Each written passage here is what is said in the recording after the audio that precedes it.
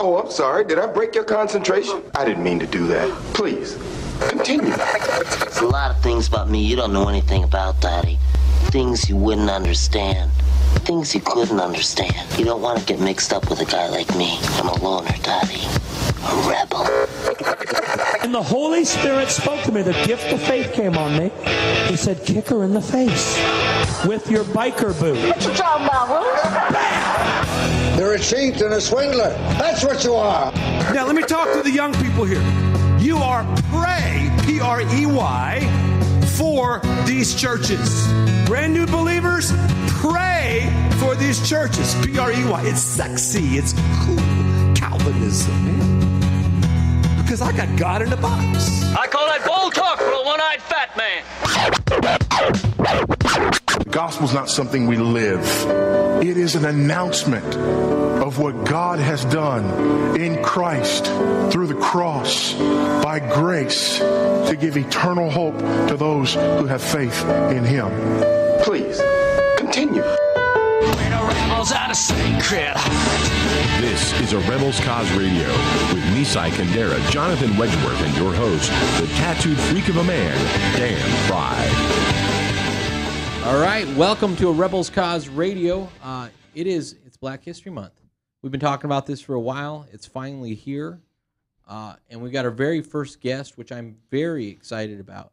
Of course, I am your host of a Rebels Cause Radio. My name is Dan Fry, Father Tattoo, Papa Tat, as some of you like to call me.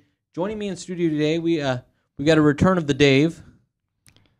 King David from KTIA does some of the production for Mac's show. Yep, we have a Dave sighting. Yeah, it's a Dave sighting. And then, of course, we got Jonathan Wedgeworth. I have no nickname.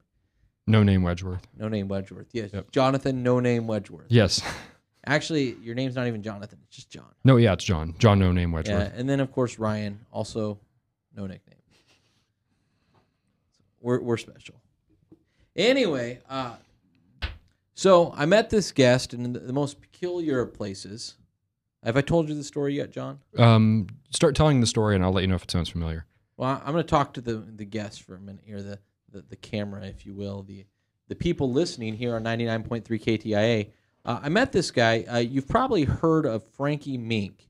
If you listen to J. Michael McCoy's A View from a Pew, or even you might have seen a little movie called American History X, which is supposedly based partially off of Frankie's life. Frankie lives in Des Moines. I know him personally. He's got a book, the autobiography of a recovering skinhead, and it's a good book. I will tell you, in my personal opinion, it doesn't end well, because I think with everything Frankie went through, it would have been a really exciting ending to find out that he became a Christian, and life was significantly better.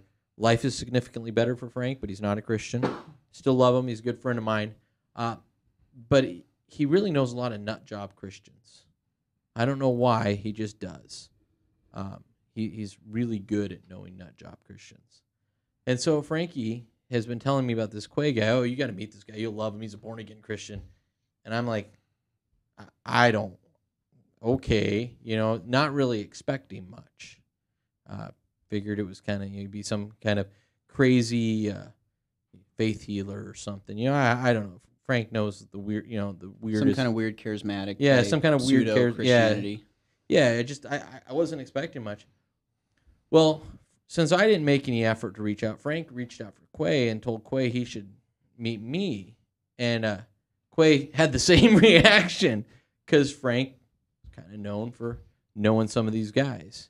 Matchmaking with nut jobs. Yeah. And so Quay actually searches us out, does some research on us, realizes we're Reformed, realizes we hold a lot of the same beliefs, and messaged me on Facebook and said, hey, I'm Quay, Frankie was trying to introduce us. And I'm like, oh, hey, nice to meet you. And he tells me he goes to C.J. Mahaney's church. Well, if you followed this radio show long enough, I'm a big C.J. Mahaney fan. I think Humility into Greatness is one of the greatest books, modern books I've read in a long time.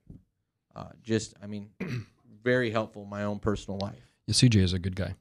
Definitely love CJ. And Quay goes to Sovereign Grace, which is what C.J. Mahaney kind of founded. And so we do hold a lot of the same views. And it's really interesting. Quay is also an author, and he's got a book, and I've got it right here in front of me. For those of you on KTIA, you won't be able to see it, but it's called Bus America. And we're going to bring Quay on here and talk about it because it was a pretty good read. It's not a real hard read. If you like to be entertained, it's very entertaining. It's got some good, funny, quirky stories. He gets it was written by a redneck, so it would be entertaining. Yeah, well, I mean, he's got some pretty doozies of a story. He was down in Dallas, Texas, when they had the riots after the Super Bowl during the victory party and the shooting. He was present for that. It's pretty interesting. It'll make you want to jump on a bus and travel around the world. Or at least the United States. Probably not the world. It'd be kind of hard to jump I don't want to take a bus to England. That might end badly. Yeah. So, Quay, welcome to the show. Hey, Dan. It's great to be on. And I am a nut job. I'm just a different kind of nut job. So. Well, we're all a little nutty, but you know what I mean. Frank seems to know these guys. I mean, he calls me about these people he meets with the most ridiculous questions that they have they've given him these answers, and he's like, "You don't believe this, do you?" And I'm like, "No." Yeah, and like you said, when Frankie was connecting us, and he said, "This guy's he's a born-again Christian, so I'm sure you'll connect." And obviously, with contemporary evangelicalism the way it is, you just never know what that means. And I don't even like the title. Right. Well, I went to your Facebook page, and the first thing I saw was that A Rebel's Cause likes monergism books. And immediately I thought, wait a second, this might actually work.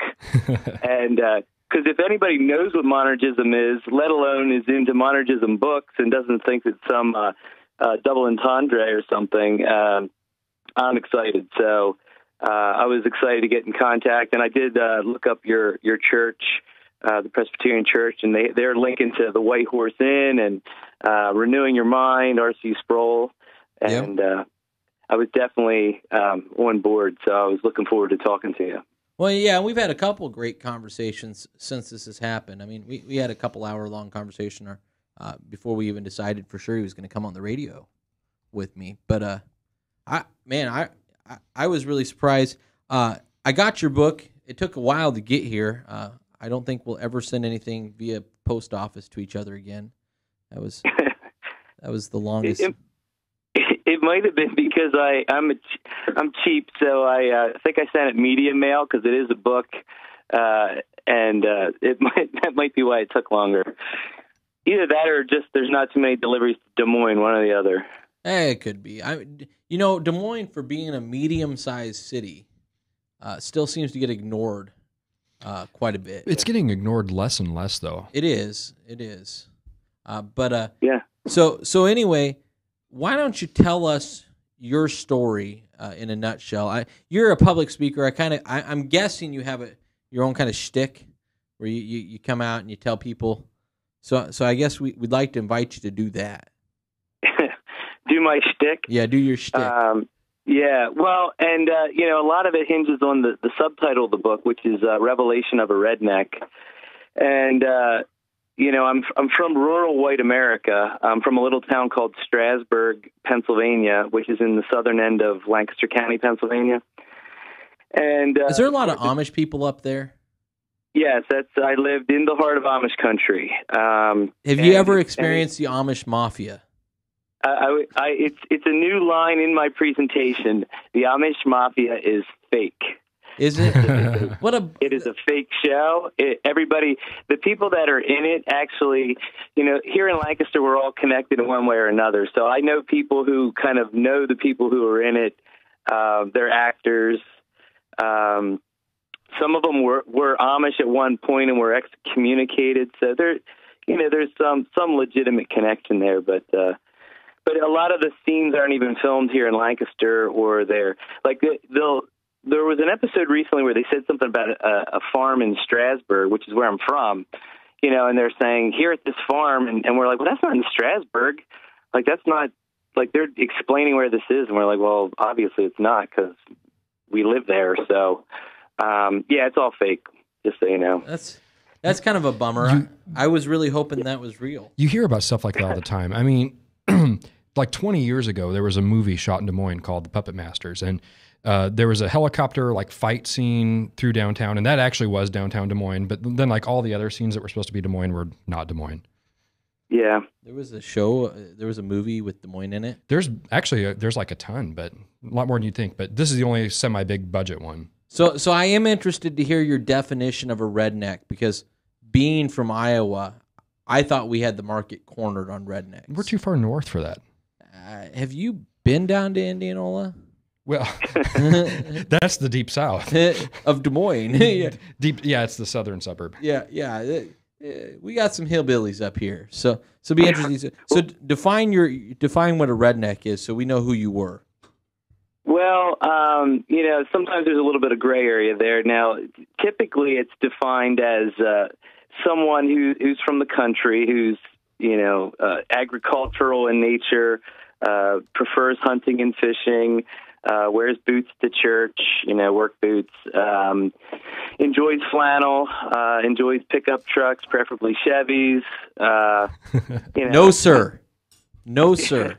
We're Ford people. So it's one of the things that's been interesting in doing this for a living is, sometimes I'll ask the question, is there a difference between a hick, a hillbilly, and a redneck, and white trash? And if you're from our subculture, poor white America, we typically will say that there are differences among those four. Usually people who aren't from that subculture will say it's all the same thing. Sure. But we know hillbillies drive Chevys. One of the things that I used to say when I was in high school, and this would be part of how I would define redneck. A hick is something that you are. A redneck is something that you're trying to be. So a hick, like the way I talk about it, is you're a hick by where you're from. So, even if I got a job working on Wall Street wearing a suit, I'm a hick by nature. That's what I am. That's where I'm from. And so that's who I am. A redneck, though, is something that you're maybe making changes in order to fit a stereotype. And most of the time, people from my subculture would define it that way. The hillbilly, of course, then is extremely rural. Here in Pennsylvania, we frequently talk about people from West Virginia, which of course is stereotyping. And then white trash, is usually explained by someone who has a car in their front yard or a toilet. Which, I had that picture on Facebook of when I had my toilet. It's still in my backyard, as a matter of fact. So I might be in white trash mode right now. But my mother-in-law had one in front of her house for a while that I took out. Well, now what about if you take the front, like the driver's seat, out of a busted car in your front yard and replace it with a toilet? That's just being innovative, though. That's being smart. But a toilet's really dual purpose, because if you need to go, it's right there, and if you need a seat, it doubles right as there. a chair. Yeah. It's really, and you can always do a planter in the tank area. Right. Fish tank. Right.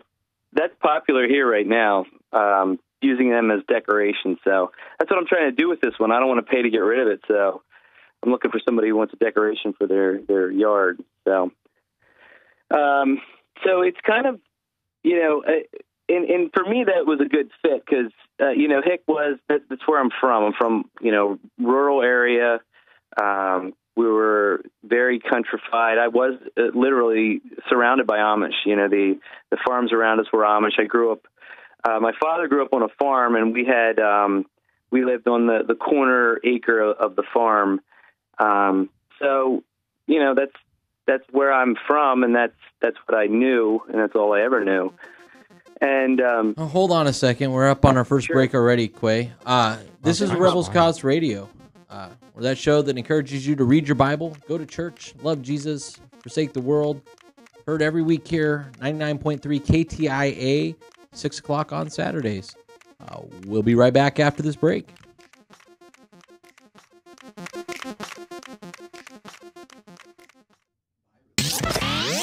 From from the RE/MAX Real Estate Concept Studios, this is Webcast One Live.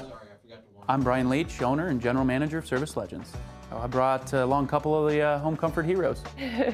Hi, I'm Tammy Wells. I am Nick Wondershad. I'm administrative manager. I'm the senior technician from Service Legends. It seems like every good thing, when you feel it to the bone that it's good, there's a lot of hard work put behind it.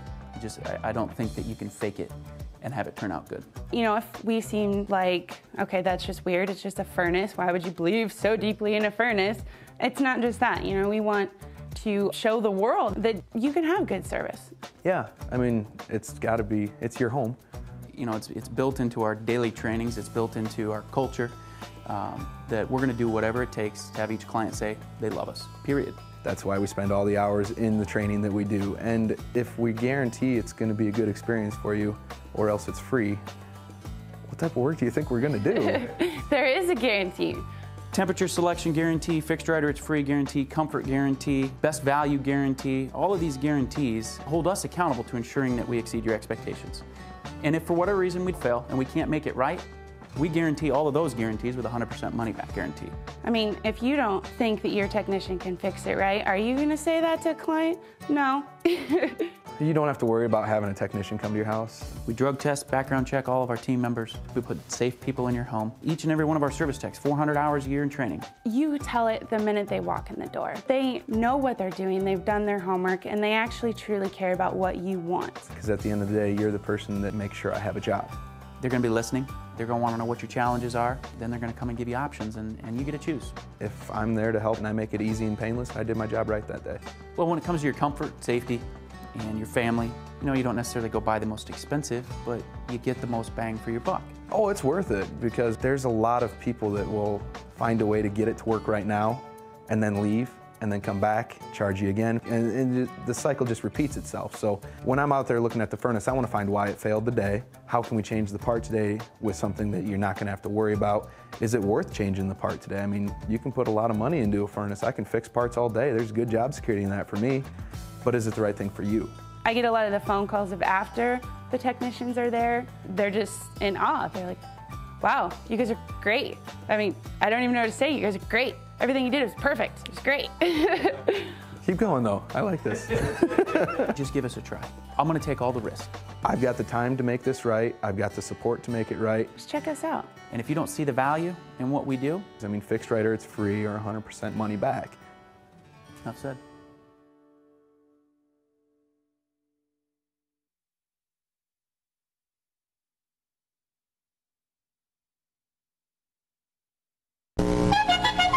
When you find yourself in danger, when you're threatened by a stranger, when it looks like you will take a licking. Oh, the super chicken. We know that there are a lot of great radio shows that you could be a fan of, but there is only one that's certified organic, free range, and cage free. Just like that hippie chicken you ate for dinner. This is a Rebels Cause Radio. All right, that's right. We are cage-free. Well, I don't know that Dave's cage-free yet. You can't come into Calvinism and not have a cage, and he needs a cage. So, what do you mean by cage? Well, but see, then he's going to have the cage stage, and then we're going to need to keep him locked up in the other room. Well, that's where he's going to be, but we had a seat, so we had to let him out here. I know. I'm a new Calvinist, so cage stage. No, cage stage is when you're trying to convert the entire world to Calvinism. It's cage stage. Everyone's a Calvinist, they just don't know it yet. Cage stage. That's what Spurgeon says. Every true Christian is a Calvinist when they're on their knees. Yeah. Spurgeon's dead. He doesn't actually say that anymore. Well, he hasn't said it in a couple hundred years, but he did say it. His blogs are still up, so you can go read those. Those aren't called blogs or lectures. Whatever. He speaks from beyond the dead. If Spurgeon's blogging, we have bigger problems. I'm just saying, this is Rebels Cause Radio. I am your host, Dan Fry. Joining us in studio today, of course, we have Dov, and then we have Jonathan Wedgeworth. Sure. I like the J-No. The J-Wow. We could go with J-Wow. Yohanan. You know, I think the only way a nickname is going to stick is if I don't like it. But there's so many. There's very few that I won't. John, if you liked the nickname, chances are it's nerdy, so it probably won't work. John Calvo is, well, I suppose that's nerdy in a sense, but not like video game nerdy. Nobody gets that except you. That's Christianese nerdy. Yeah, it's a different level of nerdy. Theological nerd. Yeah. Yeah. I just can't do that. I mean, he gets called King David. I don't understand. He just came up, Mac just came up with it one day, and he got this big grin on his face. He's like, I got a nickname for you. And I'm like, oh, great. What's it going to be?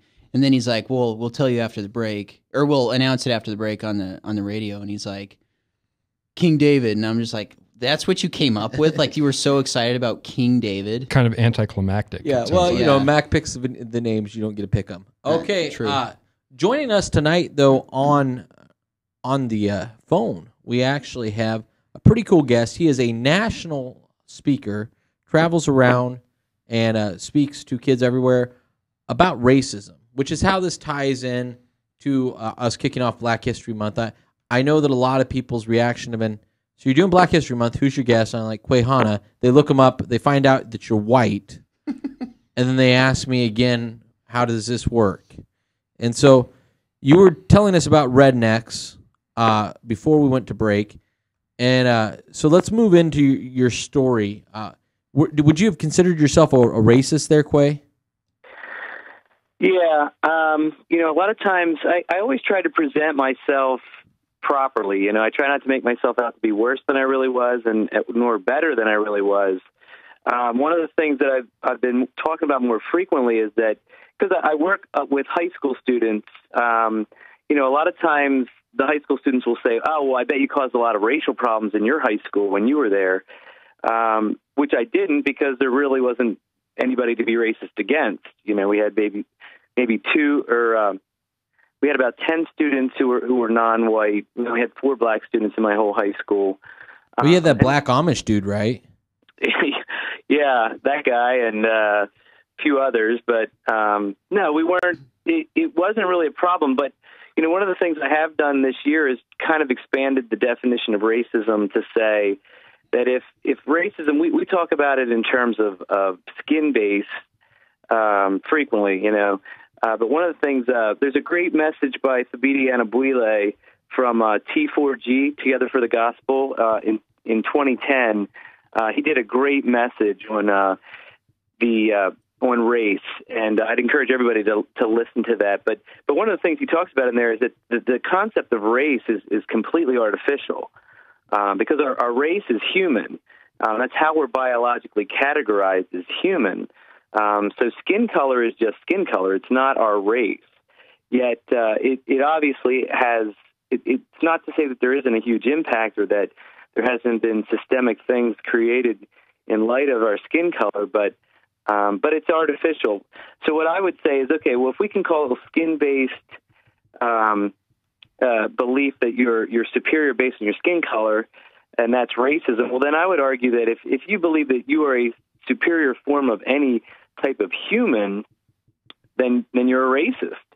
You know, if you believe that somehow you are inherently and biologically more valuable and have more dignity based on your biology, you know, my argument would be that you're a racist. So what I would say is that when I was in high school, I was a racist. I was a skin-based racist. I believe that, but it didn't manifest itself very much. But I was a really good athlete, and I believed that I was biologically superior because I was a good athlete, that I was more valuable than my classmates, and, you know, I took it out on them, treated them as if they were worth less than I was, and, you know, we call that bullying typically, but so that would have been kind of how I would have held skin-based racial beliefs and racist beliefs, but the way it was manifesting itself more so in high school was just my mistreatment of my classmates and my disrespect for them, mainly based on the fact that I thought I was special because I was a good athlete and pretty intelligent. Okay. So tell us about why you took this trip across America. Well, I went off to college, and this is where I came up with my subtitle, Revelation of a Redneck, was I had never been labeled as a redneck.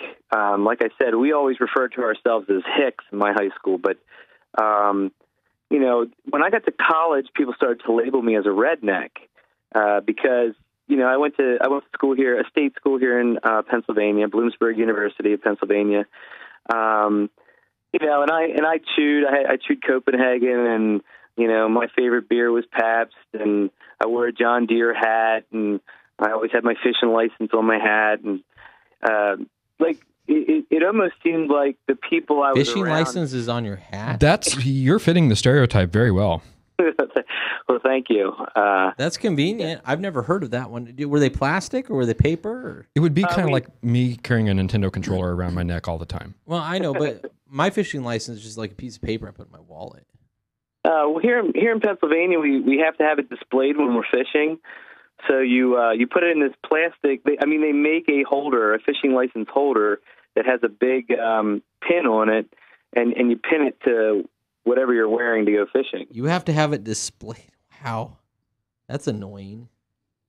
Well, it is Pennsylvania, so we do have quite a few laws here that are fairly ridiculous. So that is one of them. Plus, maybe you don't do this in Iowa, but you have to buy, if you want to fish for trout, you have to buy a special stamp called a trout stamp and put it on your fishing license.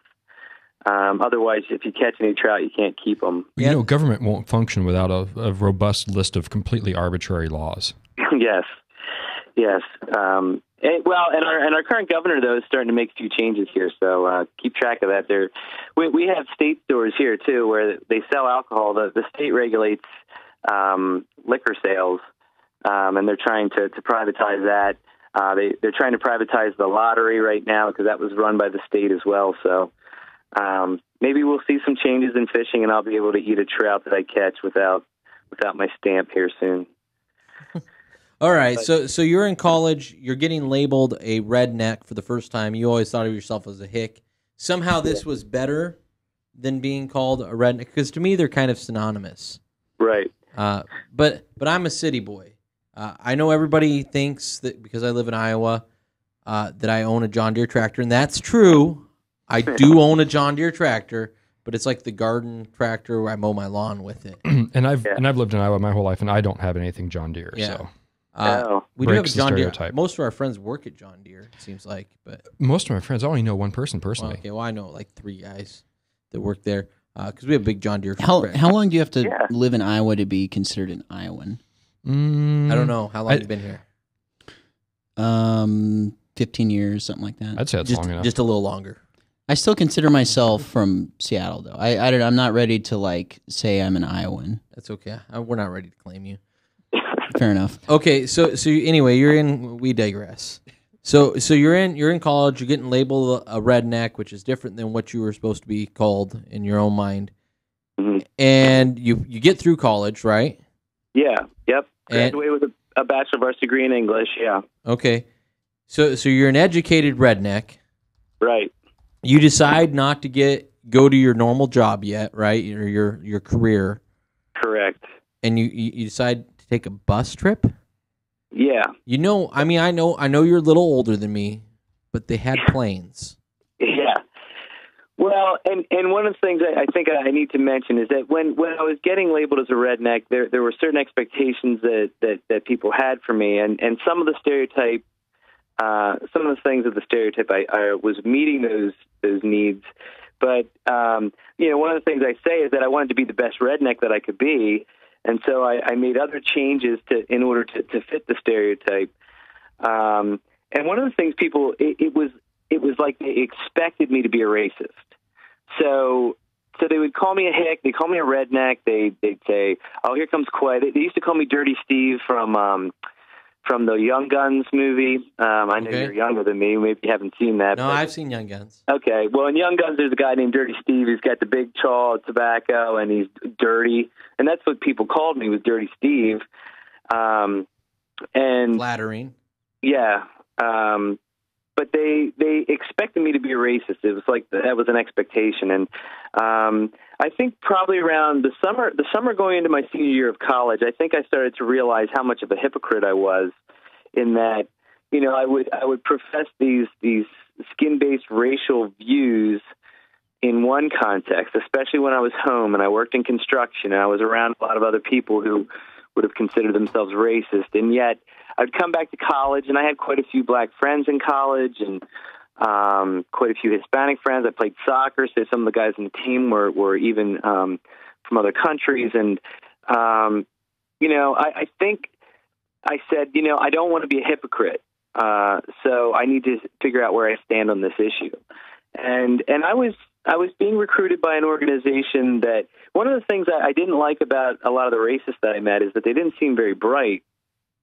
And, the guys that I knew with any connection to the Klan were not very sophisticated, and not that I was sophisticated, but, I was an English major, so I was big into reading and literature, and I was looking for something a little deeper. And I met some guys that were educated guys, entrepreneurs.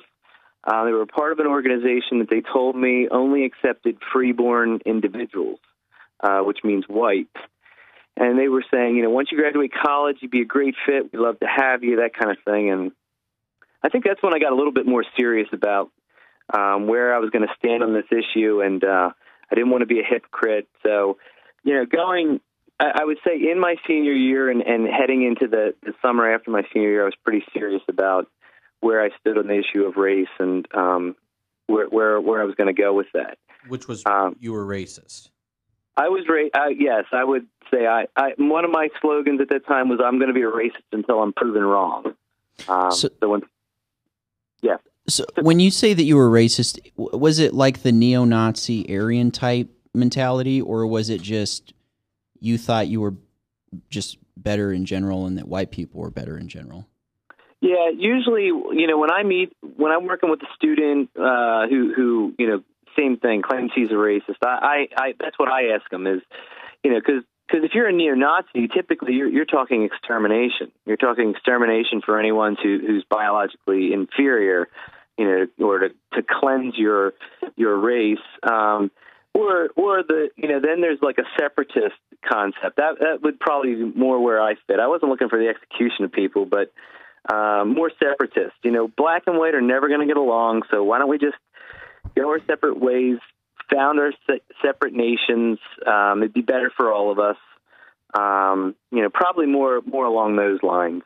So you still didn't like the different races, but you didn't want to kill them all. You were just kind of like, if they leave me alone, I'll leave them alone type deal? Yeah. And I mean, it was kind of like definitely a belief in superiority, biological superiority, but certainly I wasn't calling for rounding up people of other races to execute them. No. All right. This is Rebels Cause Radio. We'll be right back after these few words from our sponsors right here on 99.3 KTIA. From the RE/MAX Real Estate Concept Studios, this is Webcast One Live. Drink, dance, party. Kitty's is the ultimate dance club in Des Moines. A huge dance floor with room to move, 3 bars to keep your drinks full, and kickin' DJs playing all your favorite dance music.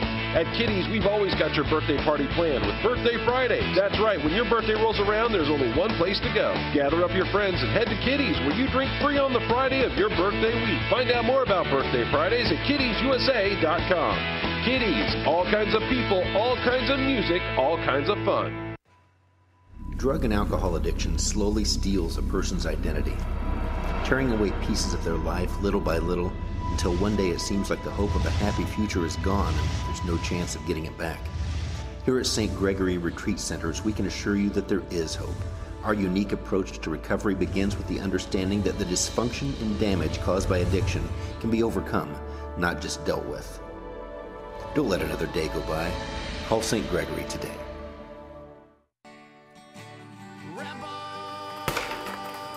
Fight the good fight on a Rebels Cause Radio, Thursday evenings at 8 p.m. Central Standard Time on a rebelscause.com.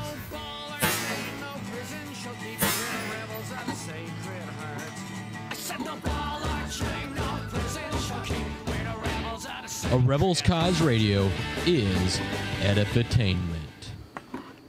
Whether you're 10, 25, 50, 80 years old and beyond, everyone needs to live within their means. I'm Tom Coates with Consumer Credit of America. For almost a quarter of a century, we've helped people of all ages learn to manage their personal finances to benefit them far into the future. When problems arise, we've got the experience you need to make those debt problems go away. Got financial problems? Call Consumer Credit of America.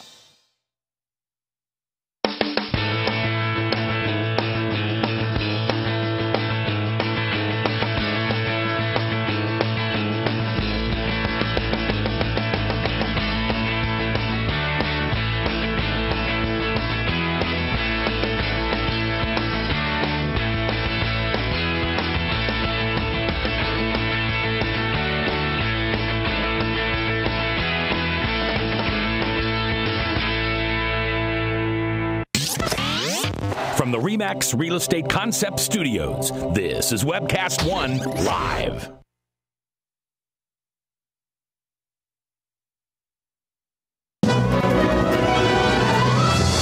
Chief, mate, what do you want to do tonight? The same thing we do every night, Pinky. Try to take over the world.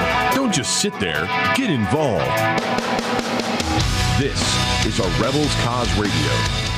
That is right. This is a Rebels Cause Radio. I am your host, Dan Fry, also known as Father Tattoo from J. Michael McCoy's A View from a Pew.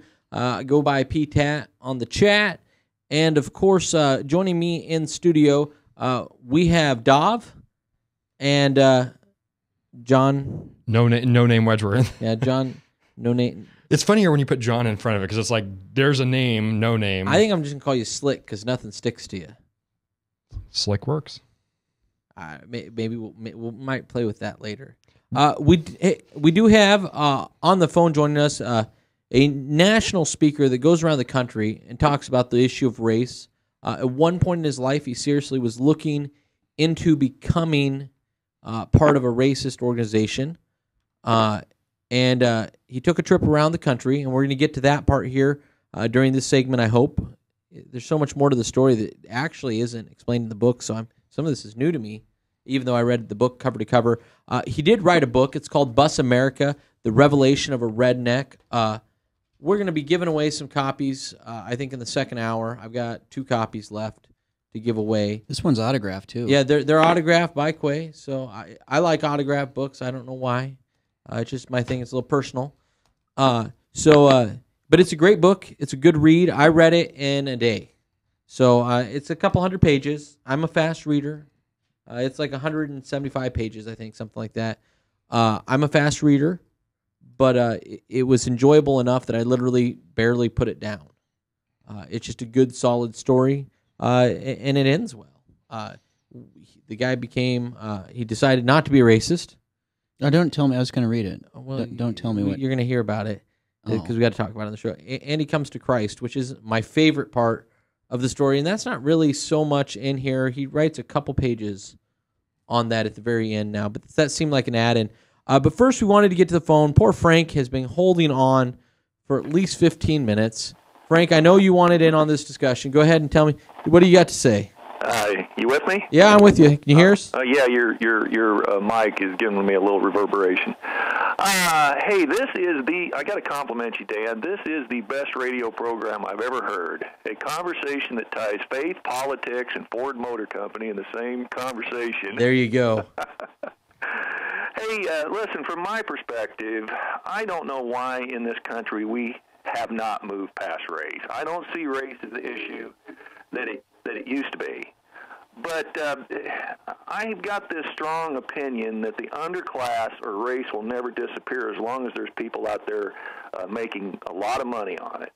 And I won't necessarily name the names, but I think you all know who they are. Do you really feel race is that big a problem? Frank, I do. I think that a lot of us are trying to move past it, and we're being stopped. I don't think that it's a problem in a sense that the conversation is at a point where it was 40 years ago. But it, I want to move past it. Well, I want to vote for somebody for president because they make a good president and not encounter racial bars. And I don't want to misunderstand or trivialize what's happened to the African Americans or any other race for that matter I want to make sure that we have proper understandings of where we come from. I mean, I think it's important. Well, as Christians, we should know God died for all mankind. Case should be closed. I mean, I agree, but unfortunately, I have a good friend, Frankie Mink, who thinks Christianity is the cause of racism, almost. Yeah. I mean, talked to him. Talked to Frank Mink a few times on another show. Yeah, so I mean, it's a conversation worth having. And on Black, and for this, the Black History Month thing, there are things to celebrate in Black history, and as white people, we tend to be offended by the idea that we should celebrate them. Well, I was wondering what your guest might think of, his experience. Does he think race is still that prevalent in the country? Quay, are you on? Yes, I'm on. Well, I think that one of the most important lessons that I learned probably my first or second year as a speaker on the topic of race was this older black woman asked me how I help country boys think about race and racism. And I gave the example of them being out working in a field and getting all sweaty, going to a convenience store to get a soda, and the store clerk treats them poorly. And I said, it's kind of like race, just because you're dirty, they treat you poorly. And this African-American woman, she looked at me and she was angry, and she said, "Don't you ever compare that to racism. That is nothing like racism." She said, because that same kid goes home, takes a shower, puts on fresh clothes, goes back to that same store, has that same clerk, and gets treated very differently. She said, when you're black, and don't think you ever know what that's like. And, I was sensitive at the time. It hurt my feelings. And later she apologized for being so aggressive. But she said, I'm just tired of it. And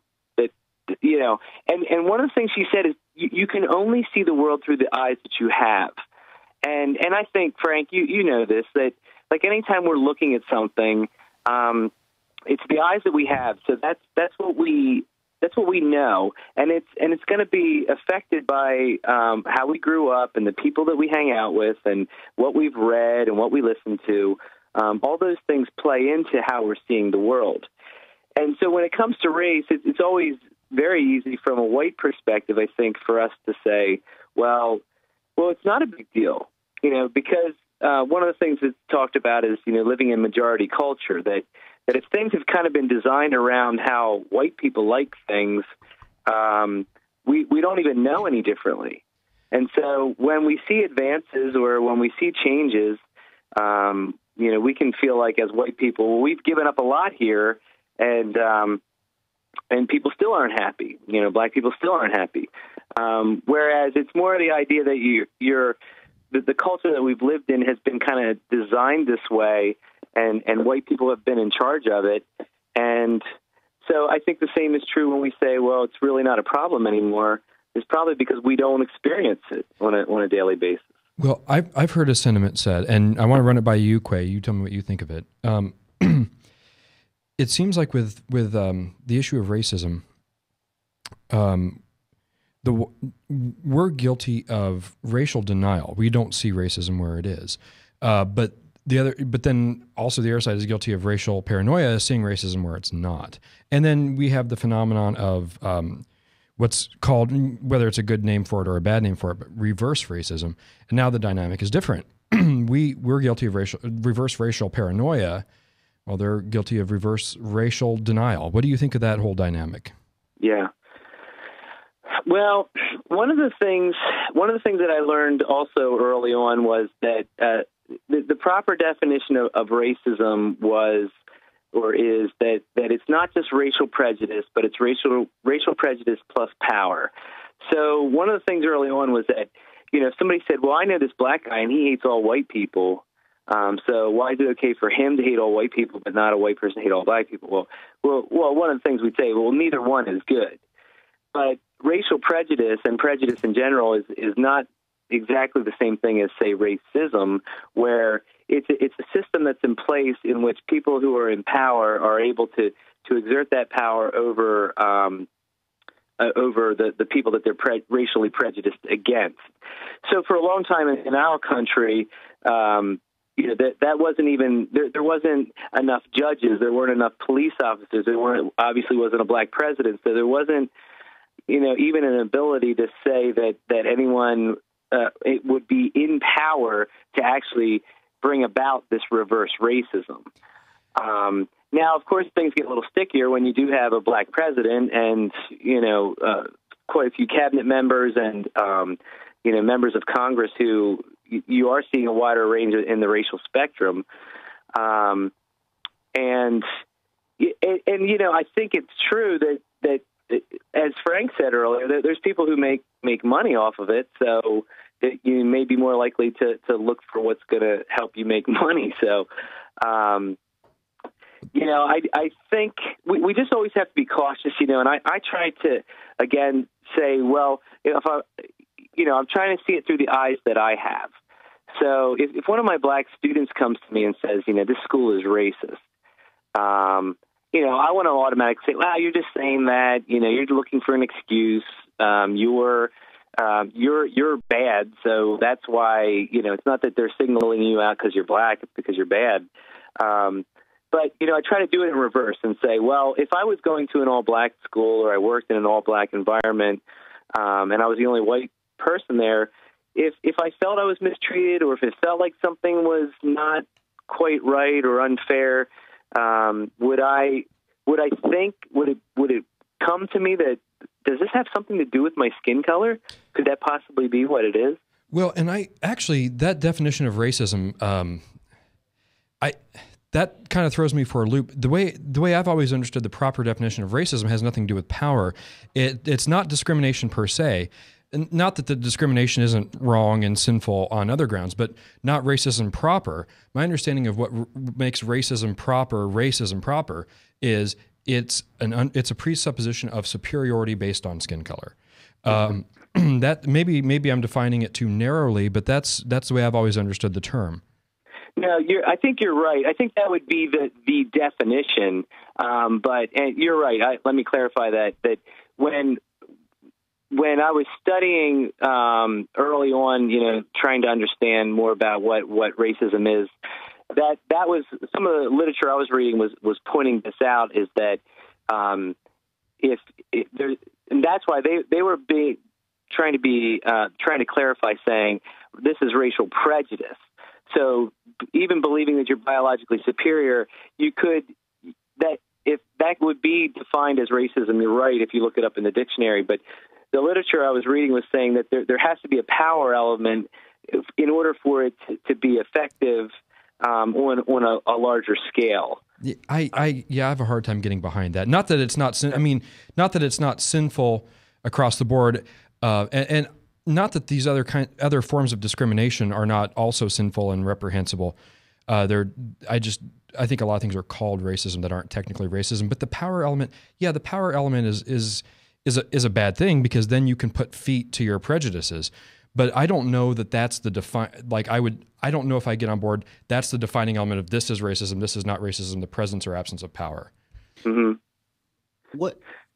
Yeah, and I think, I think you can make an argument, when you study like the Nation of Islam and some of the development of, Black pride groups, there's a very, they do the same thing that racist white Christian groups do in terms of, really, essentially, Black supremacist groups say that white people are the sons of the devil, sons and daughters of the devil.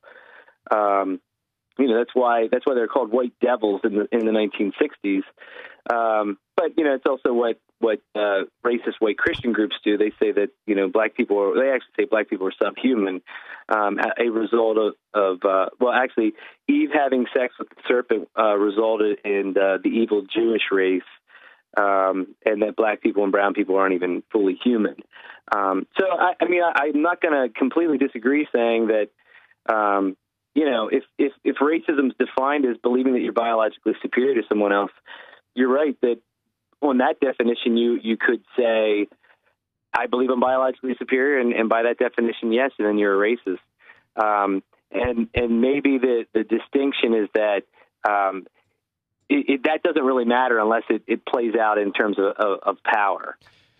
Well, and I think it's important. I mean, I think it's one of the things that would really help the whole issue is to kind of have perhaps more of a standardized definition of it, so we're not fighting an amorphous thing, you know. But one last thing I wanted to say, and then I'll step off. I wanted to kind of address something Frank said. I think keeping separate is probably the worst thing we can do. Mm-hmm.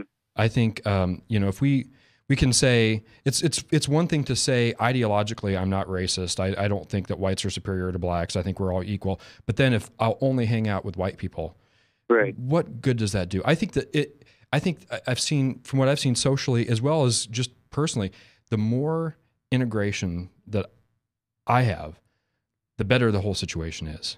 You know, you can dialogue, you can understand each other better, you can develop better relationships. I think that this whole I love you, but you stay over there, and you love me, but I'll stay over here thing, I think that's just the absolute worst thing we can do. Well, and a lot of that, though, John, I think that we experience here in Des Moines isn't necessarily true nationally, though.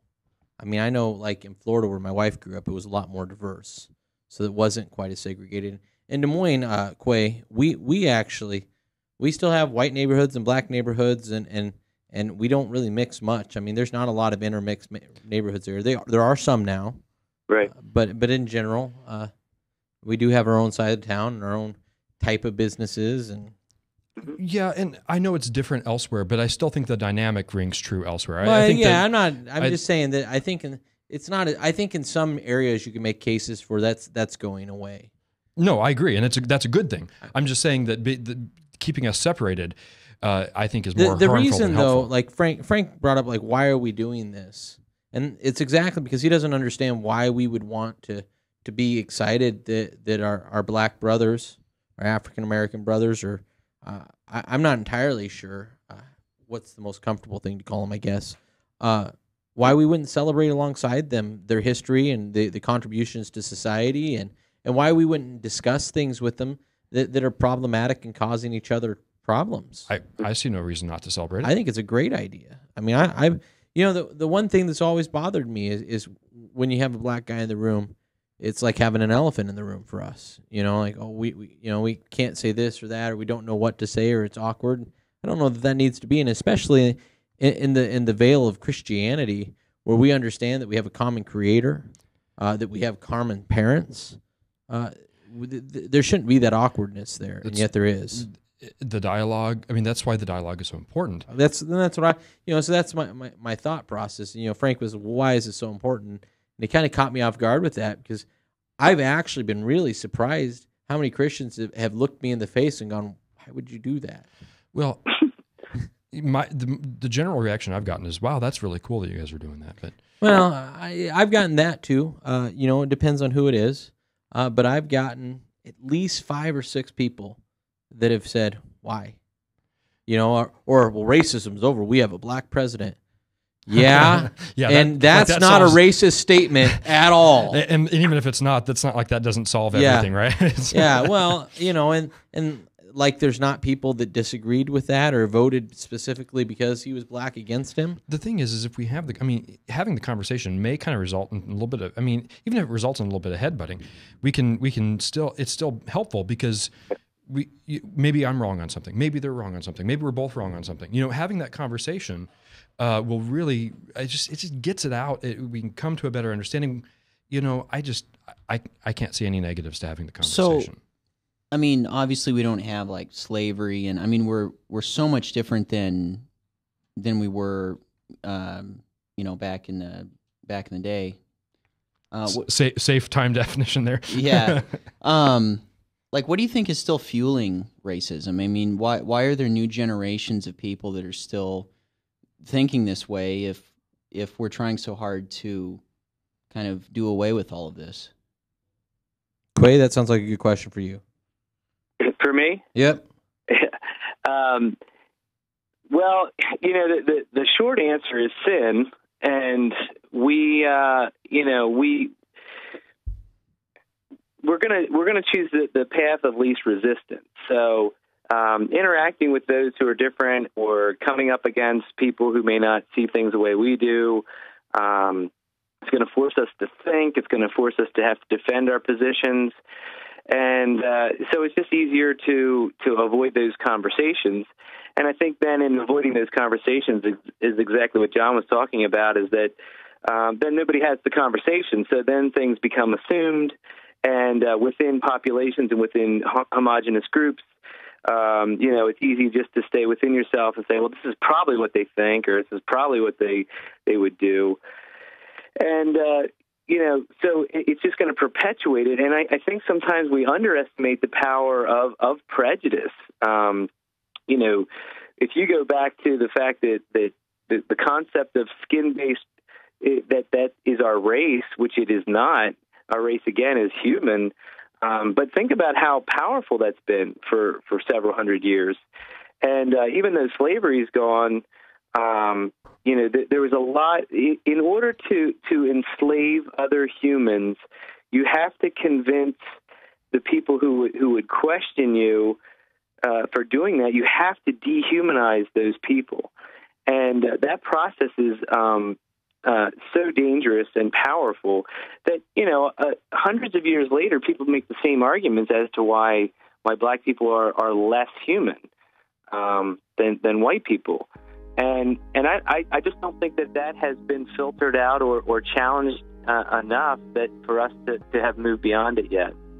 Yeah, I agree. Yeah, that's a good point. This is why the conversation is important. We come up with good points here. We're just trying to figure it out. We got to live as Christians. We got to look across the aisle and see those sitting across the aisle and see them as brothers. And they're not always the same color as us. They're not always from the same place as us. They might not have the same theological persuasion on non-essentials. Yeah, they might. I wouldn't even throw the non-essentials in there. That's mean. They might not. I mean, you can look across a pew and see somebody so different, and we need to learn how to serve them. So why are we doing this? Why do we care? Just want to learn how to serve. We want to learn how to serve each other, to live out what Christ set up, to be the Christians that we were called to be, to love each other. That's why we do it. It's pretty simple. This is a Rebels Cause Radio. It's that radio show that once a week here on Saturday nights, 6 o'clock, we take over the radio waves. We don't know why they gave us a spot. We sure appreciate it, though. Sorry to Todd Friel for having him kicked out of the spot. He cried all the way to the bank. I'm sure he was really... he probably doesn't even know we replaced him yet. But that's okay. Dan who? Yeah. Well, that's okay. I don't care. But this is Rebels Cause Radio. We're that show. We tell you to go read your Bible, to actually read it, to underline it, highlight it, circle in it, write it down, commit it to memory, do whatever you got to understand and know it. To go to church, to go to a Bible-believing church, to love Jesus, and to forsake the world. Until next week, KTIA, this is a Rebels Cause Radio.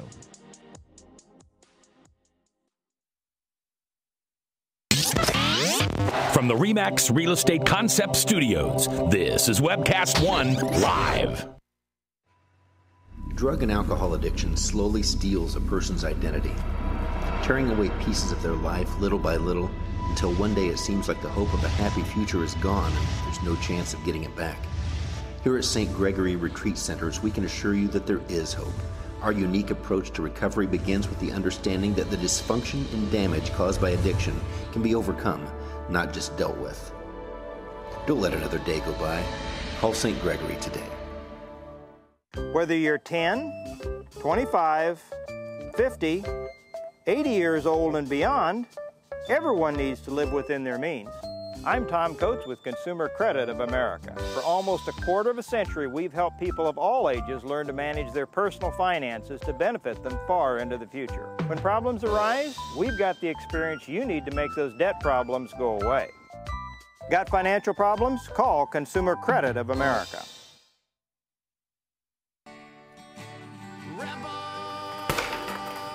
Fight the good fight on a Rebels Cause Radio. Thursday evenings at 8 p.m.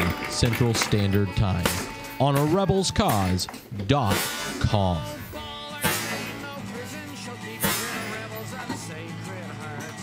Set the ball, our chain, no prison, shall keep. We're the rebels out of A Rebels Cause Radio is edutainment. If Tom Coates from Consumer Credit of America was your personal webmaster, Tom would filter out all bad debt emails. If Tom was your mailman, you'd never get any debt reduction junk mail. If Tom Coates was a lineman, he'd block any phone calls offering to reduce your credit card debt. Hi, I'm Tom Coates with Consumer Credit of America, and we're still your best choice for credit counseling. We're local, we're accountable, and we can do more. You make the call when the time's right for you. When it comes to competition, there really is none for Consumer Credit of America.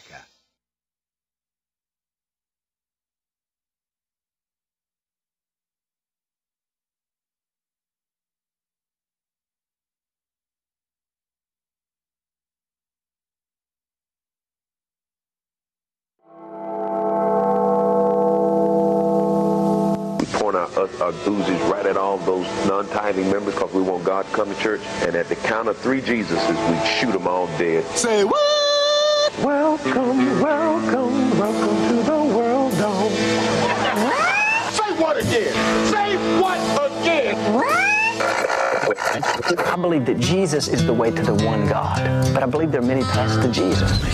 That don't make no sense. That doesn't make sense. It doesn't make any sense, sir. Evidently, Mr. Ringo's an educated man. Now I really hate him. You know what happens when you compromise and men finally get an opportunity to preach the gospel? Having compromised and sinned against God, you know what? If you preach the gospel, even if you compromise and get an opportunity to eventually preach the gospel, some are going to mock you, some will hear you further, and some will believe. You know what happens when you don't compromise and God opens an opportunity for you to preach the gospel? Some will mock you, some will listen to you further, and some will believe. So why bother compromising in the first place? Welcome back to the second hour of A Rebels Cause Radio with your host, that tattooed freak of a man, Dan Fry. That's right. This is a Rebels Cause Radio second hour. We are live here at Webcast One Live and at rebelscause.com. You can always follow us on Facebook. We are on Twitter. I wouldn't follow us there. I mean, you should because it would motivate us to use it, but we're not very good at tweeting. I don't get the tweet. We're not very good Twitter people. Twits. I was just going to call you a twit. You took the joke. Dang it, John. This is, of course, Rebels Cause Radio. I think I just mentioned that, but I am your host, Dan Fry. Joining me in studio today, we have the one, the only King Dov. Hey. That's my new thing. No. You can't. No, don't. And hey, Dave, it's more like, hey, it's Black History Month. Whatever. Wow. That was Ryan. Yeah, Ryan. That was not me. You are not allowed on the mic for the rest of the night. I apologize. Oh, man. And see? We can edit that out, can't we?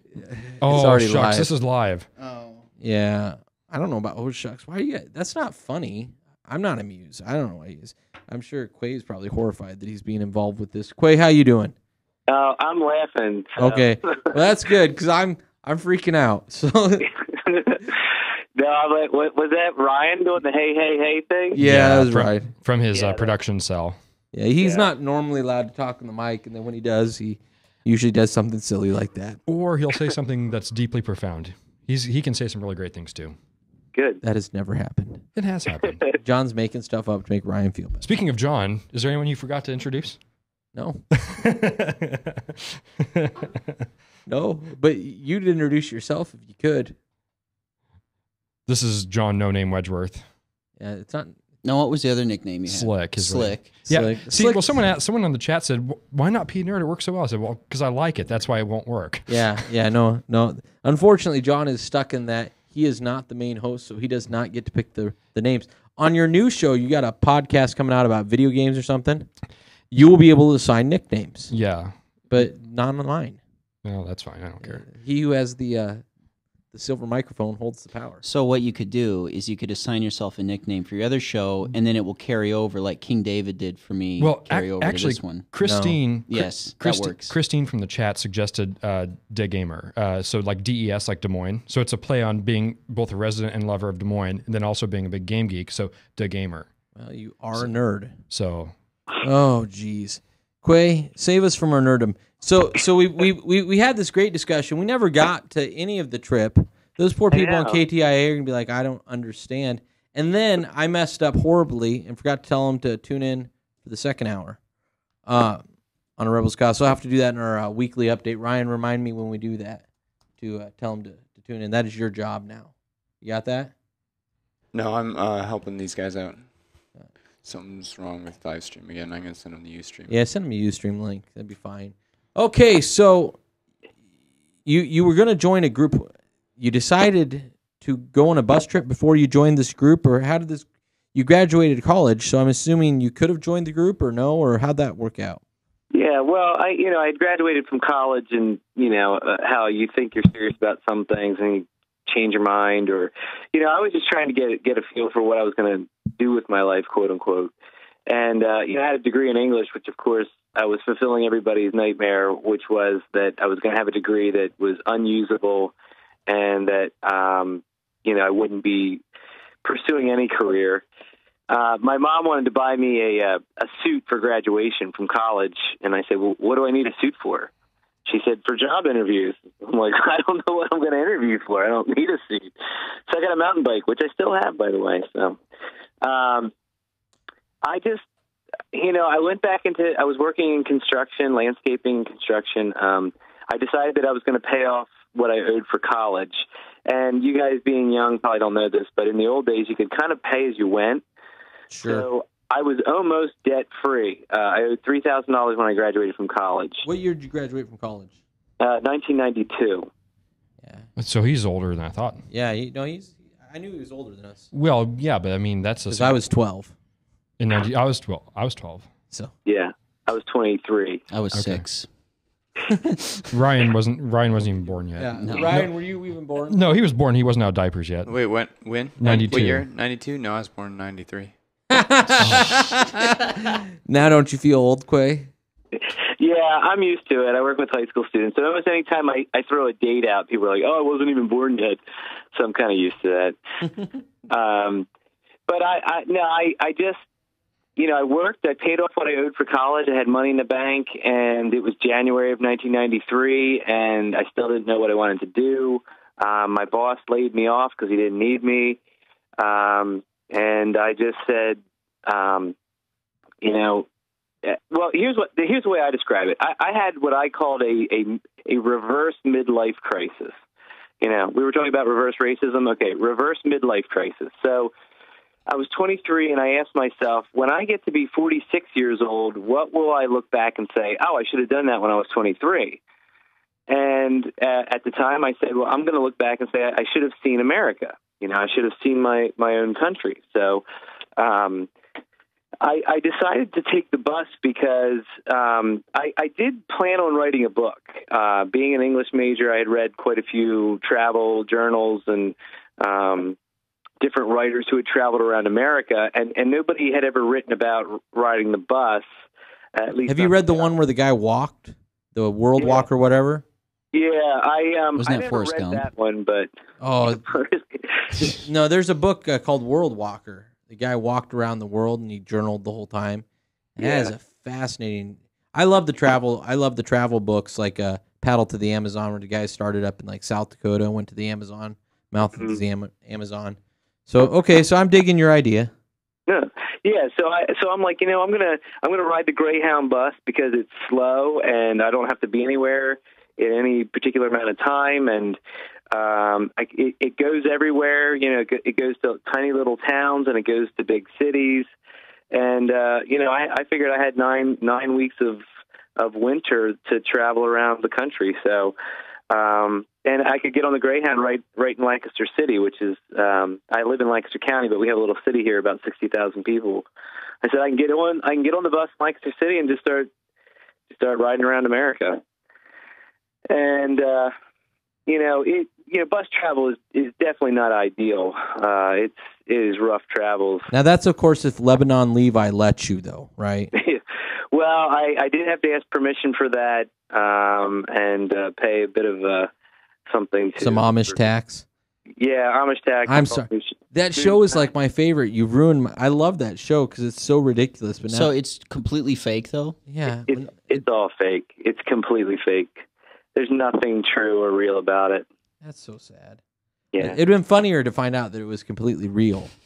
Because it's so ridiculous that you're like, that didn't happen. Well, I had looked it up, and that guy says that his trailer burned down, that this Merlin guy came down and, I can't make this stuff, burned down his trailer. Merlin burned his trailer down. He actually had filed for a permit in Lancaster County because he's part of the volunteer fire department to burn down his own trailer, and it told people he was doing a documentary about fire danger.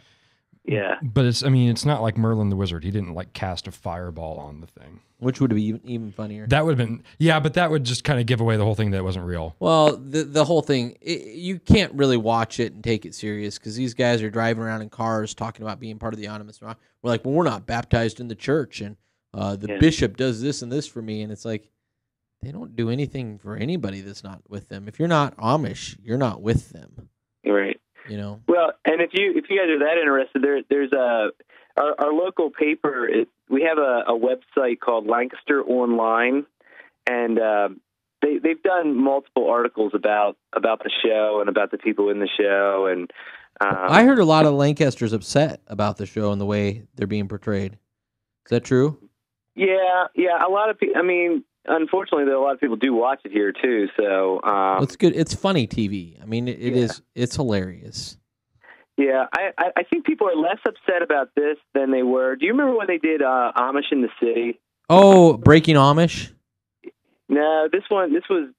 I'm talking 10 years ago. Oh no! They just did one called Breaking Amish though, which was also kind of one of those fake. Don't think any of those people were actually Amish. They all had DUIs. You're like, yeah, that sounds Amish to me. No, this show was called. It was supposed to be like The Real World and all those shows where you put people together who wouldn't normally live together, and it was called Amish in the City, and it was this group of Amish that go and live with these people in a house, and and of course the people in the house are all these extreme stereotypes from all over America, and but that was all fake too because the people. Well, Amish won't let themselves get photographed, right? Exactly. That was the beginning of saying, look, these aren't real Amish because they. Is that because cameras steal your soul? Is that what they're afraid of? They believe it's idolatry. You're creating a graven image of yourself, and typically they feel it's idolatry. So that's interesting. How did they find out I was bowing down and worshiping them? They'd be a little upset. You might get excommunicated for that. It's actually they are. It's a great community. Theologically, it's a bit of a struggle, but they're great neighbors. Sure, love them. So. Unless they come shooting up your car because you ran into one of their buggies. Yeah, which I did. When I was 16 years old, I ran into a buggy. Oh yeah, I had an accident. Yeah. Knocked the horse loose. The horse was running down the road. The Amish kid was chasing after it because the Amish kids can drive buggies at really almost any age. So you'll see some pretty little kids out riding these Amish buggies. And if you're not married, you can't have you don't have a roof, so you can ride in an open buggy if you're not married. And then once you get married, you have a covered crazy. buggy. Now we'll get one more question about the Amish, then we'll get back to your story because I want. But the Amish fascinate me. We have a listener who is ex-Amish, so at some point she's going to call in. We're going to schedule an interview with her and talk with her because I want to find out more about it. But what happened when you ran into it? The kid didn't get hurt? No.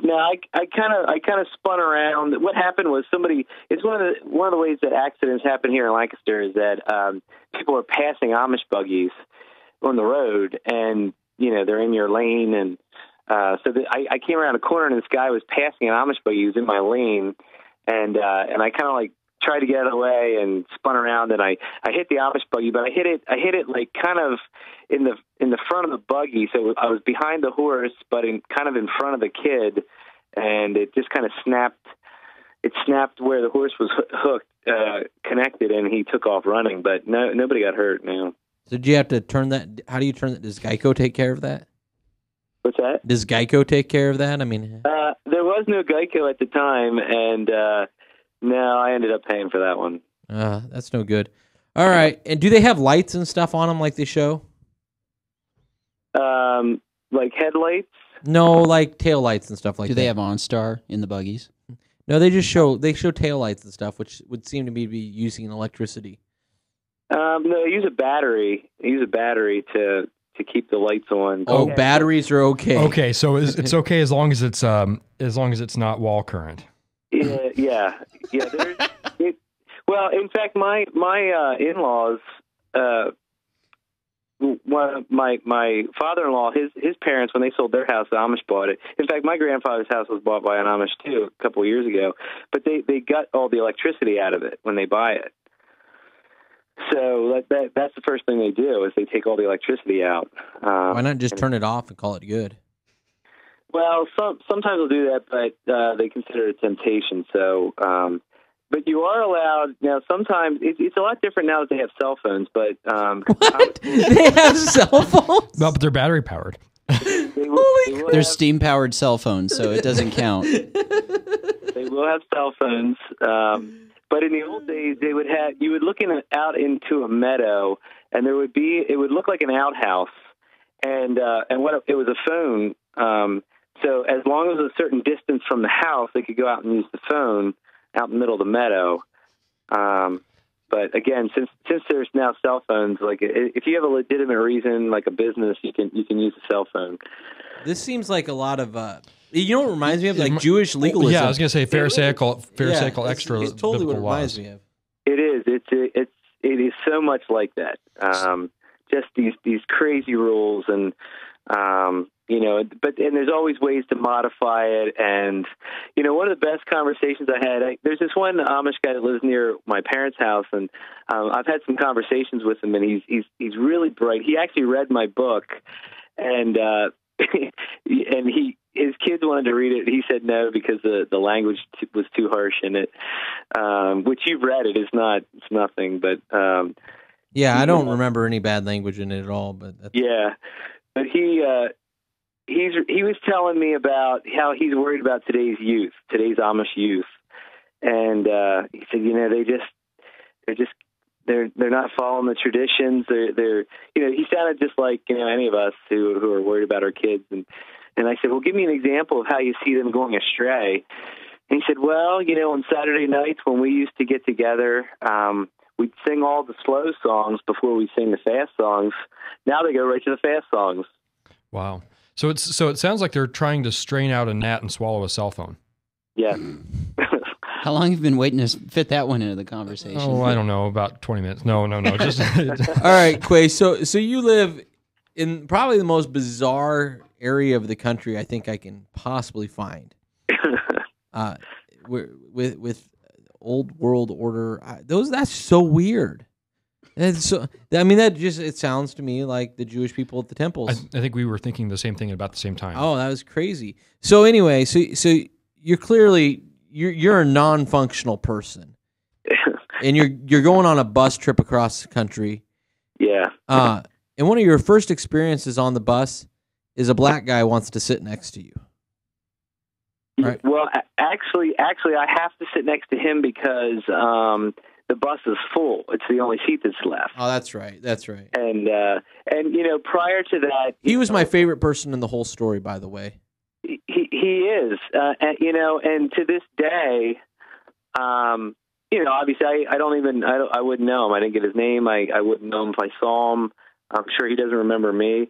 But it was the beginning of something incredible. So prior to that, I was headed to Atlanta. I was leaving Lancaster. I was headed to Atlanta, but you have to make bus switches all along the way. So I had to take the bus to York and then get off in York and get on another bus, and I went to Baltimore, from Baltimore to D.C., from D.C. to Richmond to Atlanta, and I didn't really sit with anybody up until I had to sit with him in D.C.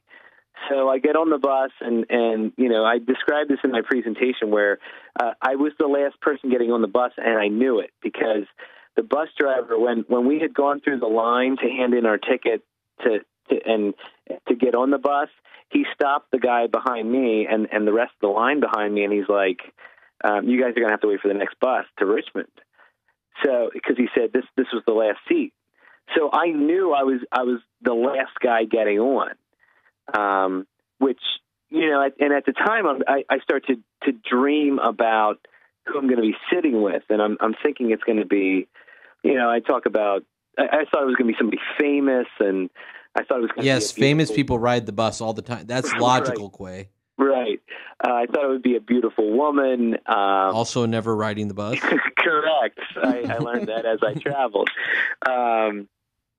So, I had all of these dreams of who it was going to be. And the way I'm saying it in my presentation right now is I'm saying that I believe that everything happens for a reason. And, you hear that all the time. And this is a way that I'm trying to get this into a secular school is a public school, is where, you hear that all the time. People say, oh, everything happens for a reason. Well, as believers, we want to jump on that, So what do you mean? You believe everything happens for a reason. So what is governing that? What's happening for a reason?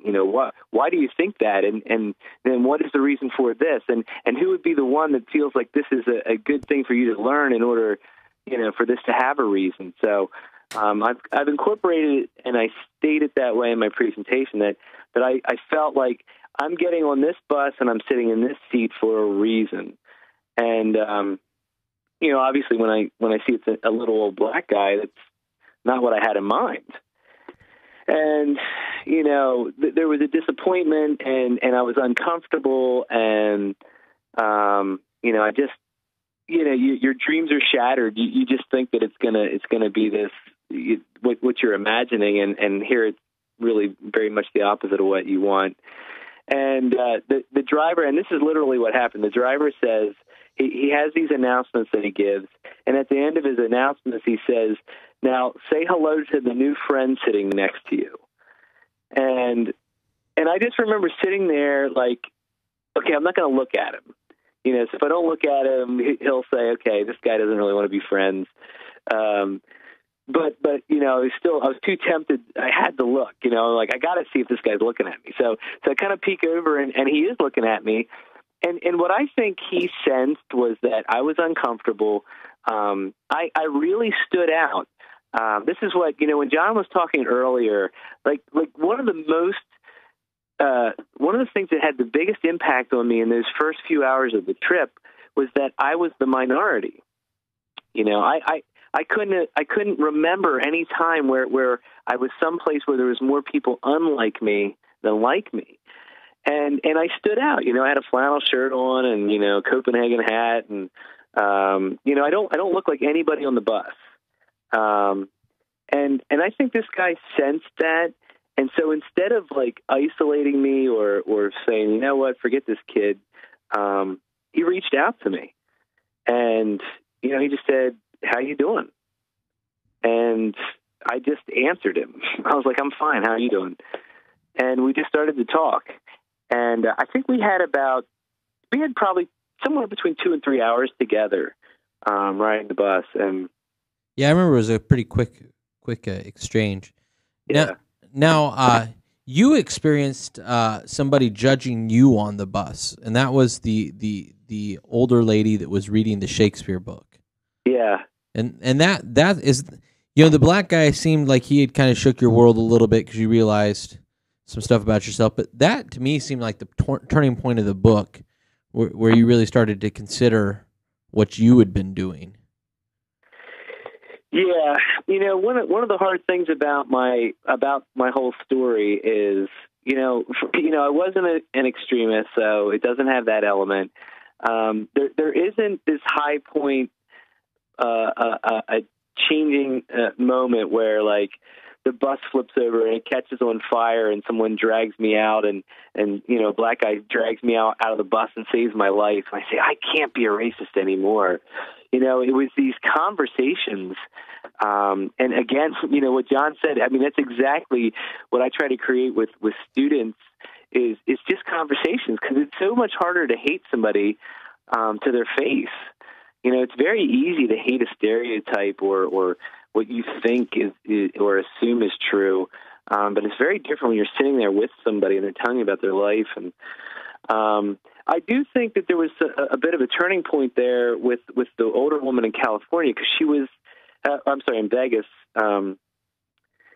Because you're right. I started to feel like she was very pretentious and showing off how much knowledge she had about Shakespeare and about...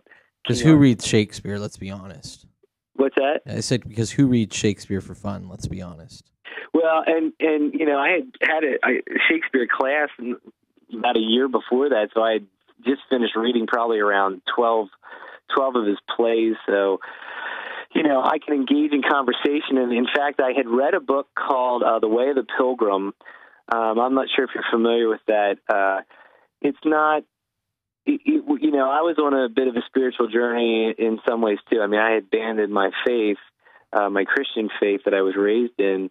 But, on this bus trip, I actually had finished a book called The Way of the Pilgrim, which is about this guy who's trying to learn, it was a Russian philosopher or something, and he was trying to learn something called the Jesus Prayer.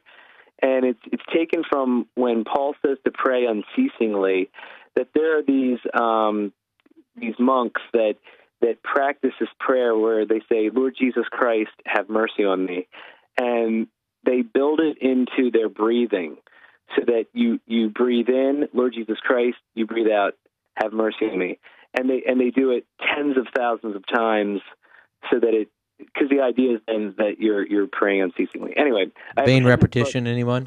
Yeah. Yeah. And so I had read that, and I was talking to her about that book and about the Jesus Prayer, and she's like, "I think you should do it." It was just surreal. We were sitting in like Barstow, California, in this bus station, and I'm talking about the Jesus Prayer from this book, The Way of the Pilgrim, and she's just like, "Yeah, I think you should do that." But, it was definitely a mirror as to how I was looking at people and treating them, and a realization of, her stereotyping me, assuming that because I wear a flannel shirt, I probably don't know anything about Shakespeare, and she's wrong. And, it's one of the things I tell people all the time is make it your objective to prove people wrong. So when I'm working with teenagers, I said, look, everybody thinks you're disrespectful, obnoxious, and rude. So prove them wrong. Don't be that. So that was a turning point. I tend to sometimes think of the when I was in Colorado. I don't know if you remember that story where this argument had broken out on the bus. And I had been on the road for probably 6 weeks at that point, maybe 7 weeks. Is that the one where the guy pulled the knife? No, that was at the very end. No, this is where this guy was on the bus. He was a black guy. He was sitting at the front of the bus, and this lady's kids were sitting in front of him. They kept banging his legs. Oh yeah, I do remember that. Okay, yeah. So he swears. I can't say it, but you can't say it. But I remember the bus driver stopped the bus and said, "You can't say that on my bus." Right, and this big argument's going on, and this lady's yelling at this guy like, "You can't yell at my kids." He's like, "Well, get them under control." And the bus driver's like, "Don't talk to her like that." And so it was really bizarre, and everybody had been complaining about this driver because she was a woman and she was driving really slow, and we're in the Rocky Mountains, for crying out loud. So. So we pull over, literally at this, it's like a ski chalet. And we're in the parking lot, and she makes everybody get off the bus. So we all get off the bus, and we're standing in the parking lot, and I had been sitting with this older black guy named Don, and he and I had really bonded for hours. And so she told the guy who had sworn to these kids, she had told him, I should kick you off this bus. I really should do it. And so this guy, Don, who I was sitting with, was like, if you kick him off, I'm getting off. And like the crowd was just kind of like, you know, and I get caught up in the moment, and I'm like, and if Don stays, I'm staying. And everybody's like, you know, and so then kind of everybody split. Some people kind of went over with the mother, and the other people came over with us. They're like, you guys are doing the right thing. Way to stand up for him. And, you know, it starts to dawn on me that, you know, I just agreed to get off the bus in the middle of the Rocky Mountains with these two black guys that I don't know at all, other than the conversation we had on the bus. And I could end up here. You know, I don't even think I had enough money to stay there. And, you know, and so she ends up saying everybody can get back on the bus and we can go. And I do remember thinking at that point that I would not have agreed to get off the bus. Because there was you weren't at a bus stop. It wasn't like it was coming back to you. You were in the middle of nowhere. Yeah, it was. But you know, kind of, and what I talk about, I think in the way I phrase it in the book is just this turning point of realizing that, you know, my decision to stay wasn't based on their skin color. It was based on what I thought was an injustice, and that I was willing to take that stand. It was a foolish stand, you know. Yeah, that would have ended badly if somebody would take you. That was dumb, and thank God we got back on the bus. But you know, there was quite a few things going on, but that stood out to me. Even a lot of the conversations that I had with Don prior, even after that, like we talked quite a bit about racism, and I just changed. I just didn't believe it anymore, and you know, there's no dramatic moment. There's not like, you know, the most dramatic moment was probably 7 days in the trip. I put in my journal, I said, I always said I would be a racist until I'm proven wrong. And I wrote, I've been proven wrong. And, you know, it was all the dramatic moments happened in my mind and my heart in a lot of ways. So. Okay. So you said that you had to tone down a lot of the stories in the book, or leave out stories. Yeah. You were trying to keep it kind of guided, I guess, towards a younger audience, I suppose. Yeah. Or at least clean in general. Is there any story that you can share that you feel comfortable sharing that wasn't in the book? Well, yeah, one of my favorite stories. In fact, my first edition of the book, I did include this story. What happened was when I wrote the first edition in 1997, I didn't really anticipate speaking to kids. And when what happened was then I started speaking and going to schools, and all the schools wanted to buy copies of the book for their libraries. And I'm like, I can't, you know, I couldn't in good conscience do that because there were swear words in it, and, you know, certain scenes happen in a bar and some other things like that. So I wrote this more sanitized version in 2007 that I'm comfortable, you know, even in a middle school for them to keep it there. But one of my favorite stories was my trip from Dallas to ultimately Vegas. But the guys on the bus from Dallas were, and I do write about this in the book, but what I leave out is that we had really bonded, and the one guy had just gotten out of prison. He was from Maine, and he was headed to California. And so he had gotten out of prison like 5 days earlier and had been on the bus for like 5 days trying to get to California. So I came across him in Dallas. And then there was another guy there who had been in prison for 8 years for dealing cocaine. And then there was this Mexican guy who was headed back to California to go home. And, you know, we had formed this little group and had become friends. And, like when we would stop at rest stops, like we would all sit together. In fact, it was probably the most family time on my bus trip, where like the whole bus we would all sit together. So we'd go to McDonald's and like all of us would sit together and myself and these 3 other guys, we were kind of the ringleaders, and everybody wanted to be around us. And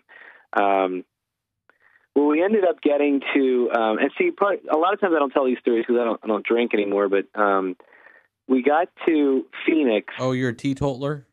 Yes. I don't know if we can be friends. Yeah, it's okay. I'm open. I'm open, which I wasn't always, but yes. But I got to Phoenix, and we all got off the bus in Phoenix, and they're like, "Where are you going next?" And they called me Clyde because the one guy thought my name was Clyde, even though I said it was Quay. And so they're like, "Hey, Clyde, where are you going next?" They said, "Well, I'm going to Vegas." And they're like, "How long till your bus leaves?" And I'm like, "I think I have like an hour." And like, "Come on, we're going to Hooters." And so I'm like, "Well, my bus is leaving in an hour. Come on, we'll run there." You know, so we ran to this Hooters, and this guy that had gotten out of prison from Maine. I mean, he hadn't seen a woman in 5 years, you know, other than riding the bus to that point. And of course, he hadn't drank a beer in 5 years. And so we came in there, and everybody was in business suits, and we had been riding the bus for I think like a day and a half at that point. And we just go up to the bar, and it just was funny because we were just very loud, and we smelled bad, and these guys had long hair, and I guess my hair was pretty long too. And they wanted me to hit on the bartender, and so I invited her to go to Vegas with me, and she declined, of course. And I said, "Come on, you know, I'm taking the bus. I'm on this bus trip. I'm traveling around America." And like I just look back at that and think, "Oh my word, what was I thinking? Like, what on earth possessed this girl to get on a bus with me and go to Vegas?" And so finally, at the end, I was parting ways with her, and I said, "Come on, it's safe. I'm a good old country boy." And she said, "You're the worst kind." So I parted ways, and I had a drinking problem. That's why I'm a teetotaler now. But I was pretty drunk, and I got on the bus, and I fell asleep, and you know, woke up in the middle of the night, and I was on the bus. I didn't really know where I was because it was pitch black out. We were in the desert, so yeah, and you know, ended up in Vegas that night, so and stayed out. Well, I remember your trip into Vegas. So you didn't get robbed or nothing happened on the bus the entire time, huh? No. In fact, when I was in Vegas, I found out that I had I was staying. I got the closest hotel to the bus station, which was it was a $30 a night place, and I wanted to walk to the Strip, which was about 2 miles from there. And was that a Vegas 2 miles or 2 miles actual walk? Actual 2 mile walk. Because I know in Vegas, like the hotels are right next door, but that doesn't mean anything. It's still 5 miles. Yeah, it was. We were on like the not the main strip, so we were in a different spot. And this guy's like, "Well, you need to catch a cab." And then I'm like, "Can't I just walk there?" He goes, "Well, you can." So he gave me directions there, but I decided to cut through this back alley.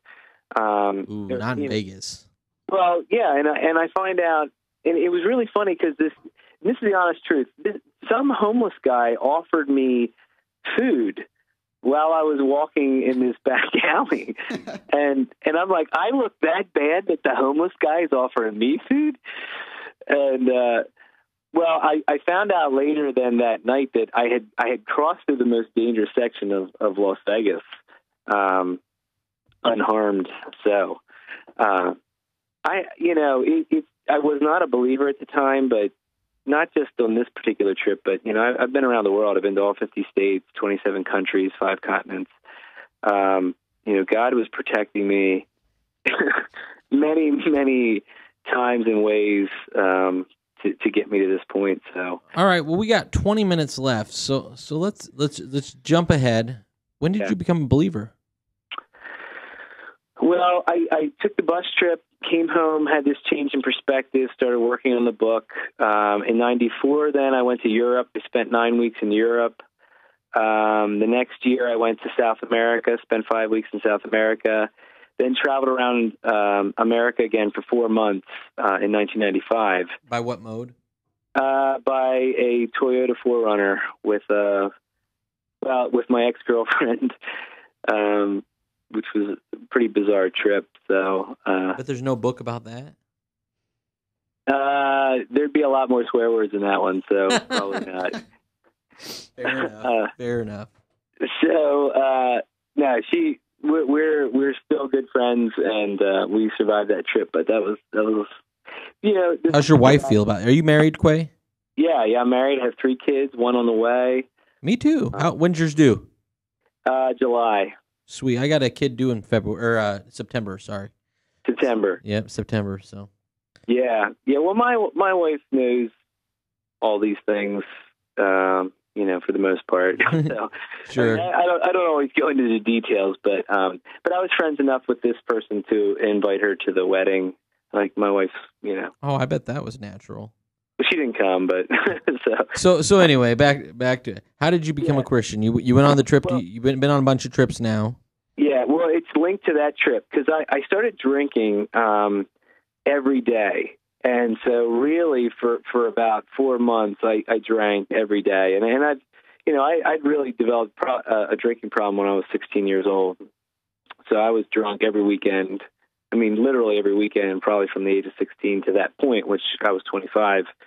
But, you know, traveling around America and somewhat for survival, I was getting drunk like every day. And,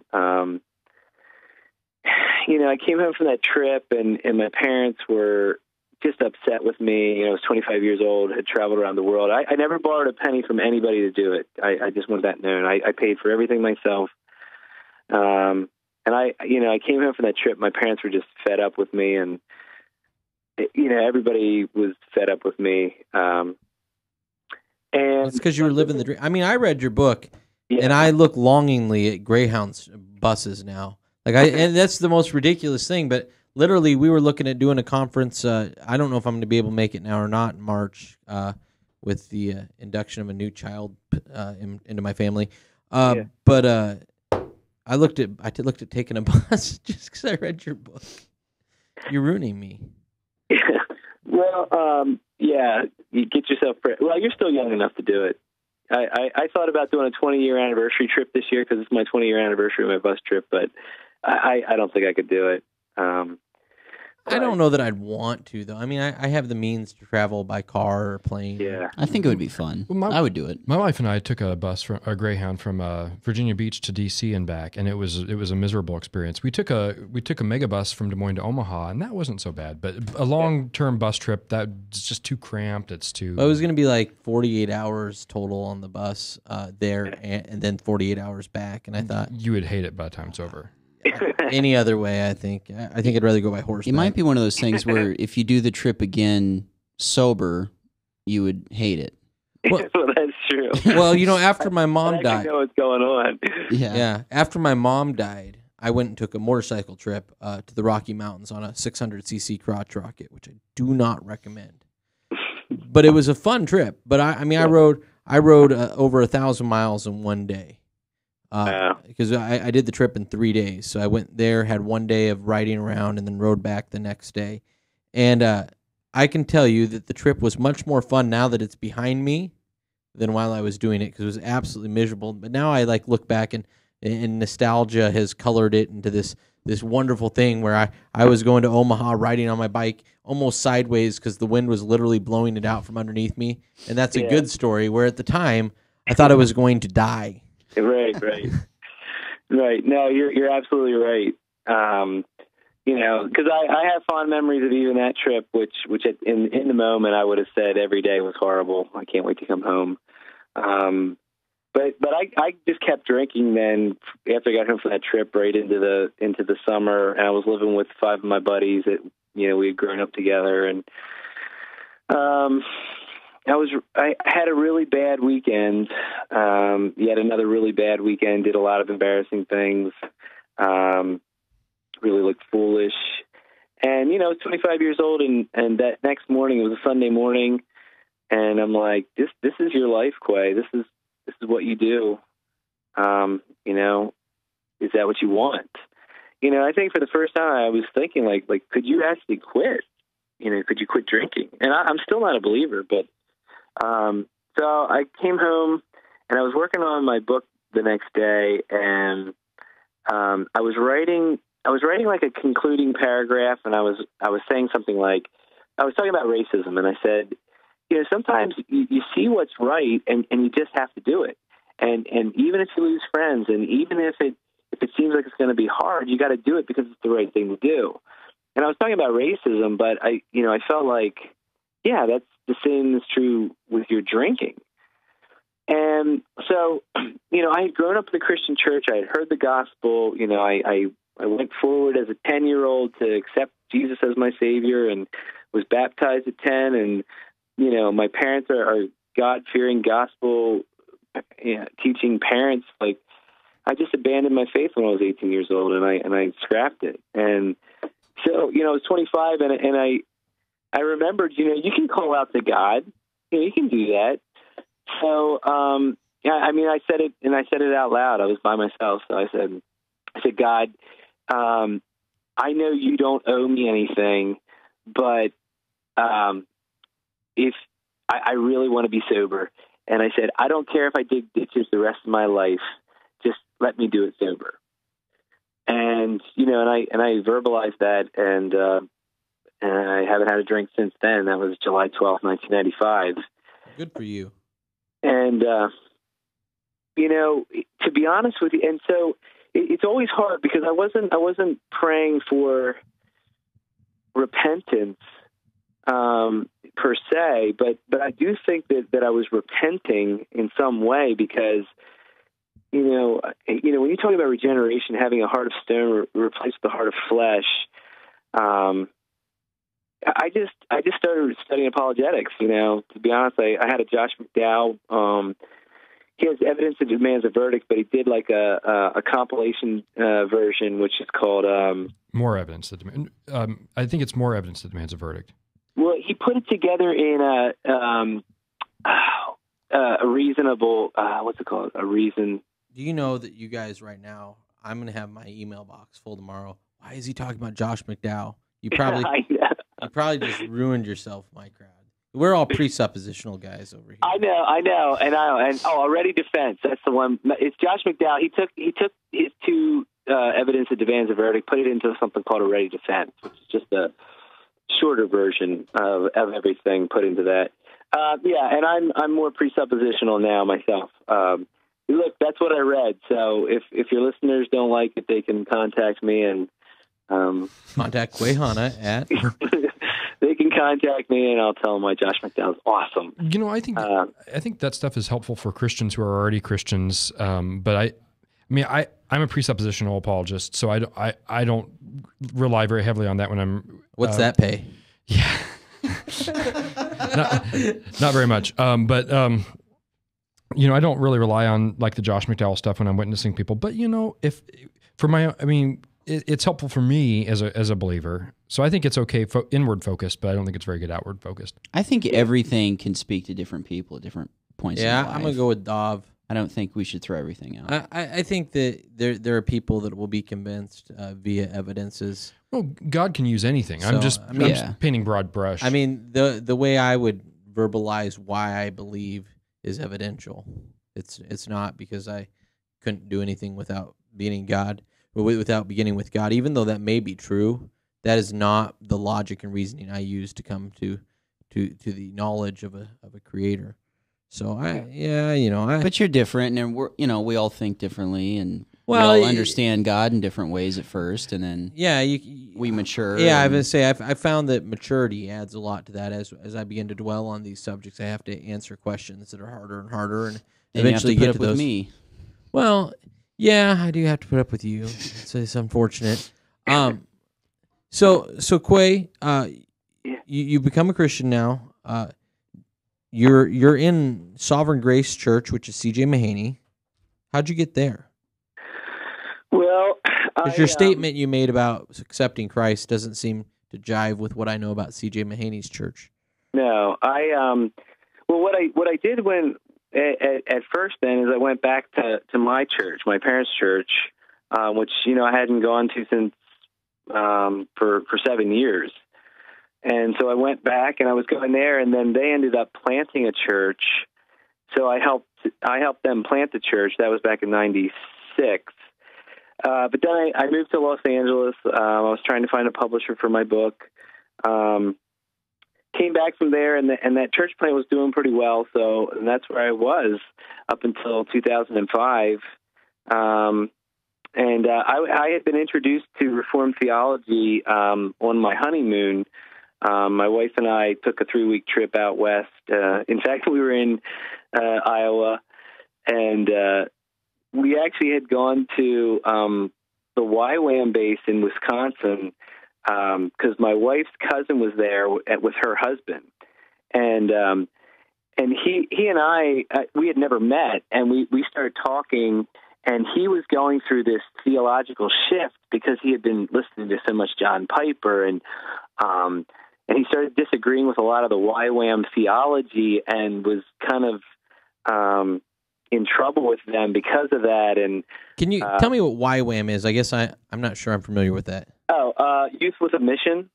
Okay, yeah, no, I've heard of that. Okay, are they Arminian or what? Yeah, I mean, it would be it's pretty broad-based evangelical organization, and the idea is that you train disciples to go out on short-term mission trips. Generally like 3 months, 3 to 6 months, and they go to pretty exotic locations, around the world.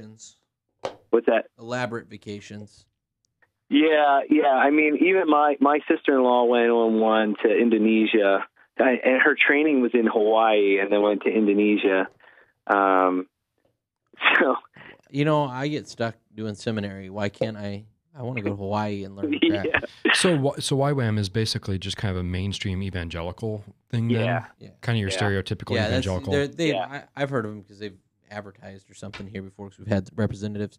But okay, I know what you're talking about now. Okay, so yeah. So he was there. He was going through this. He's talking about John Piper and all this, and I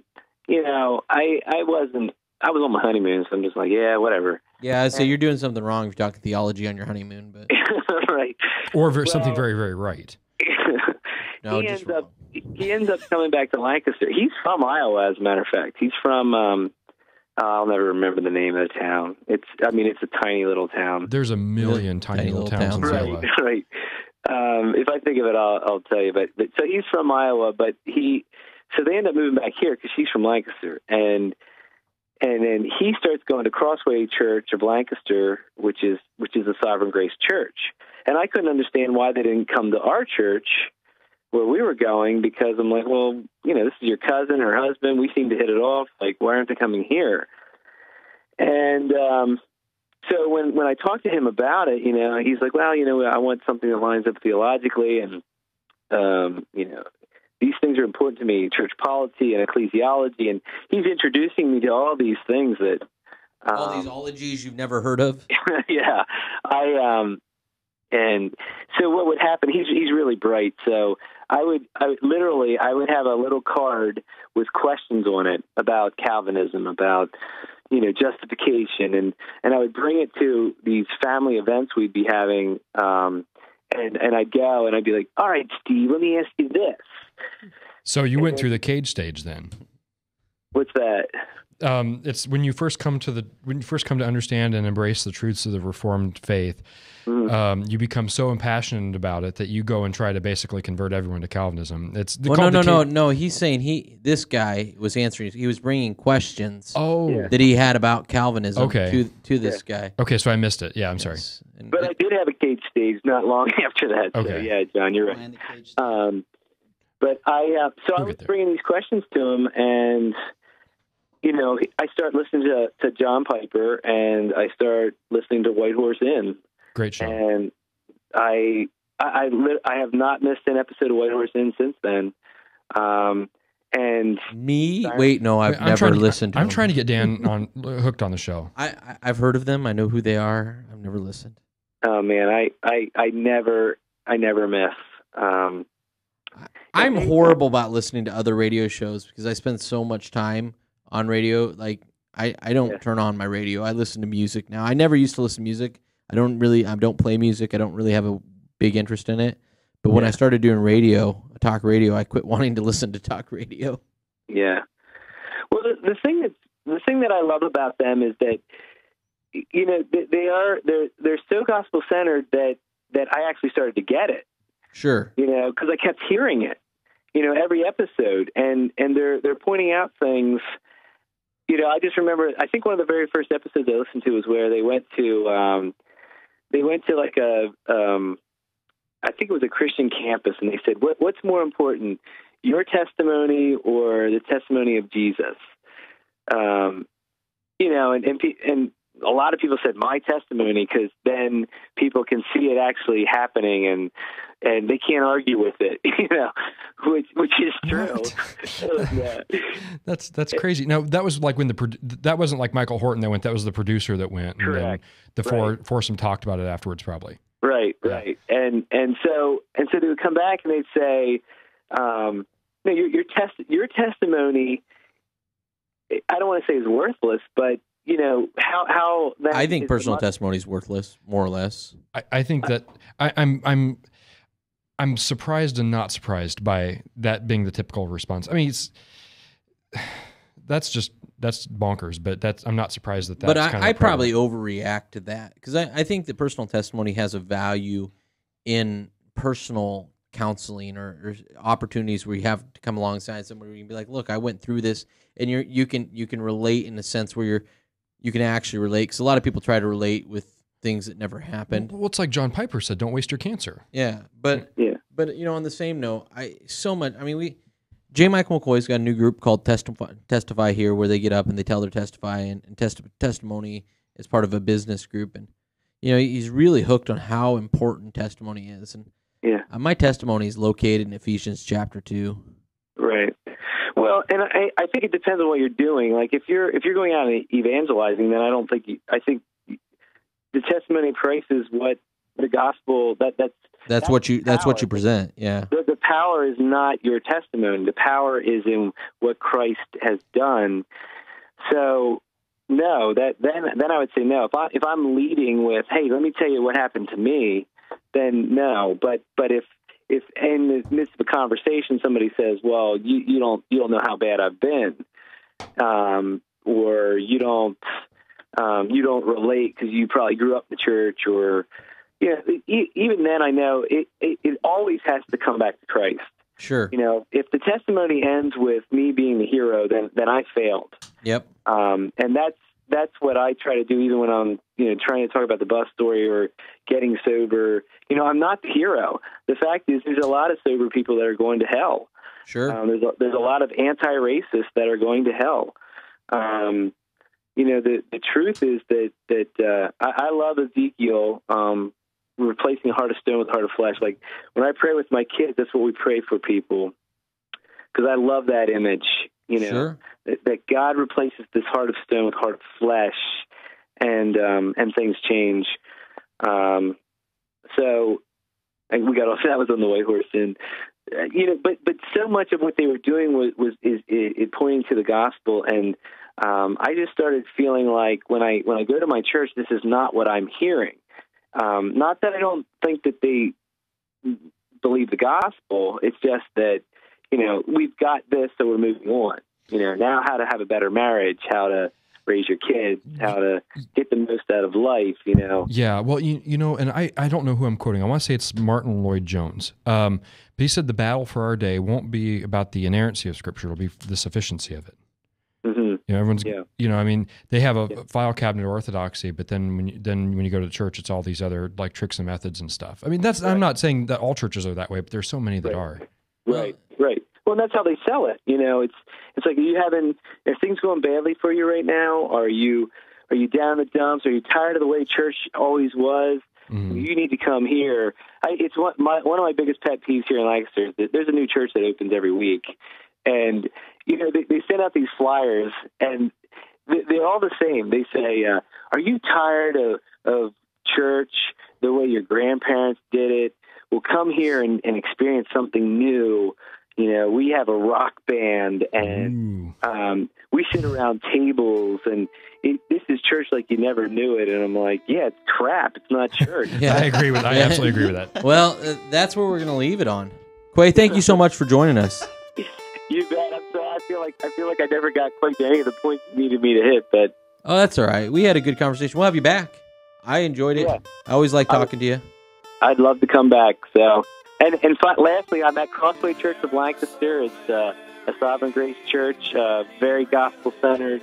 It's a great place to be. My friend John Oliver is listening right now. So, yeah, if you guys are ever in Pennsylvania, come and visit. Absolutely, we will.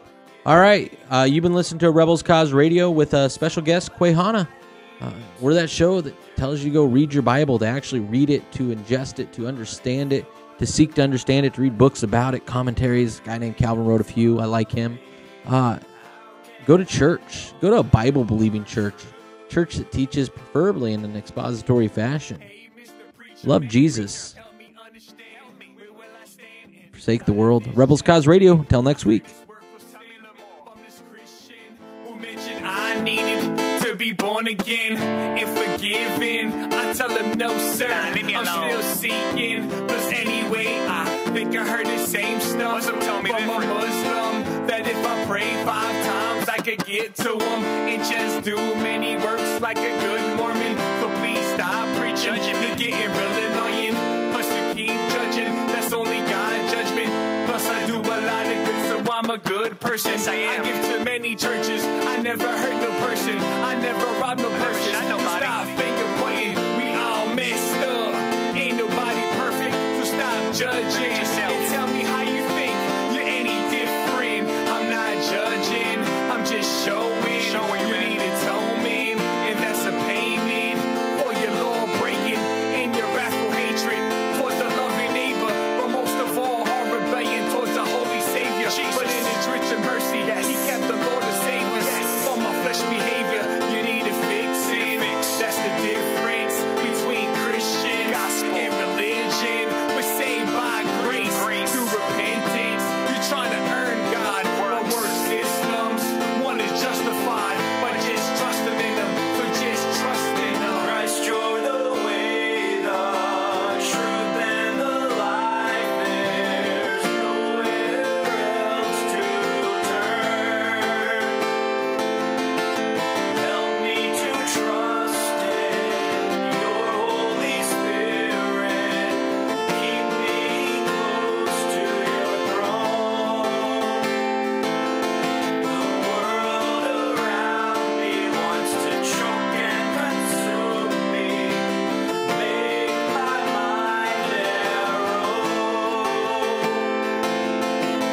Lord, I'm so messed up. I am in the inside, but you said I'm blessed if I'm poor inside. But why I feel such as a coward guy when I'm in circle? I don't mention Christ. I know it's my flesh. I need a narrow mind, and just one time, but a constant grind towards narrowness with holiness.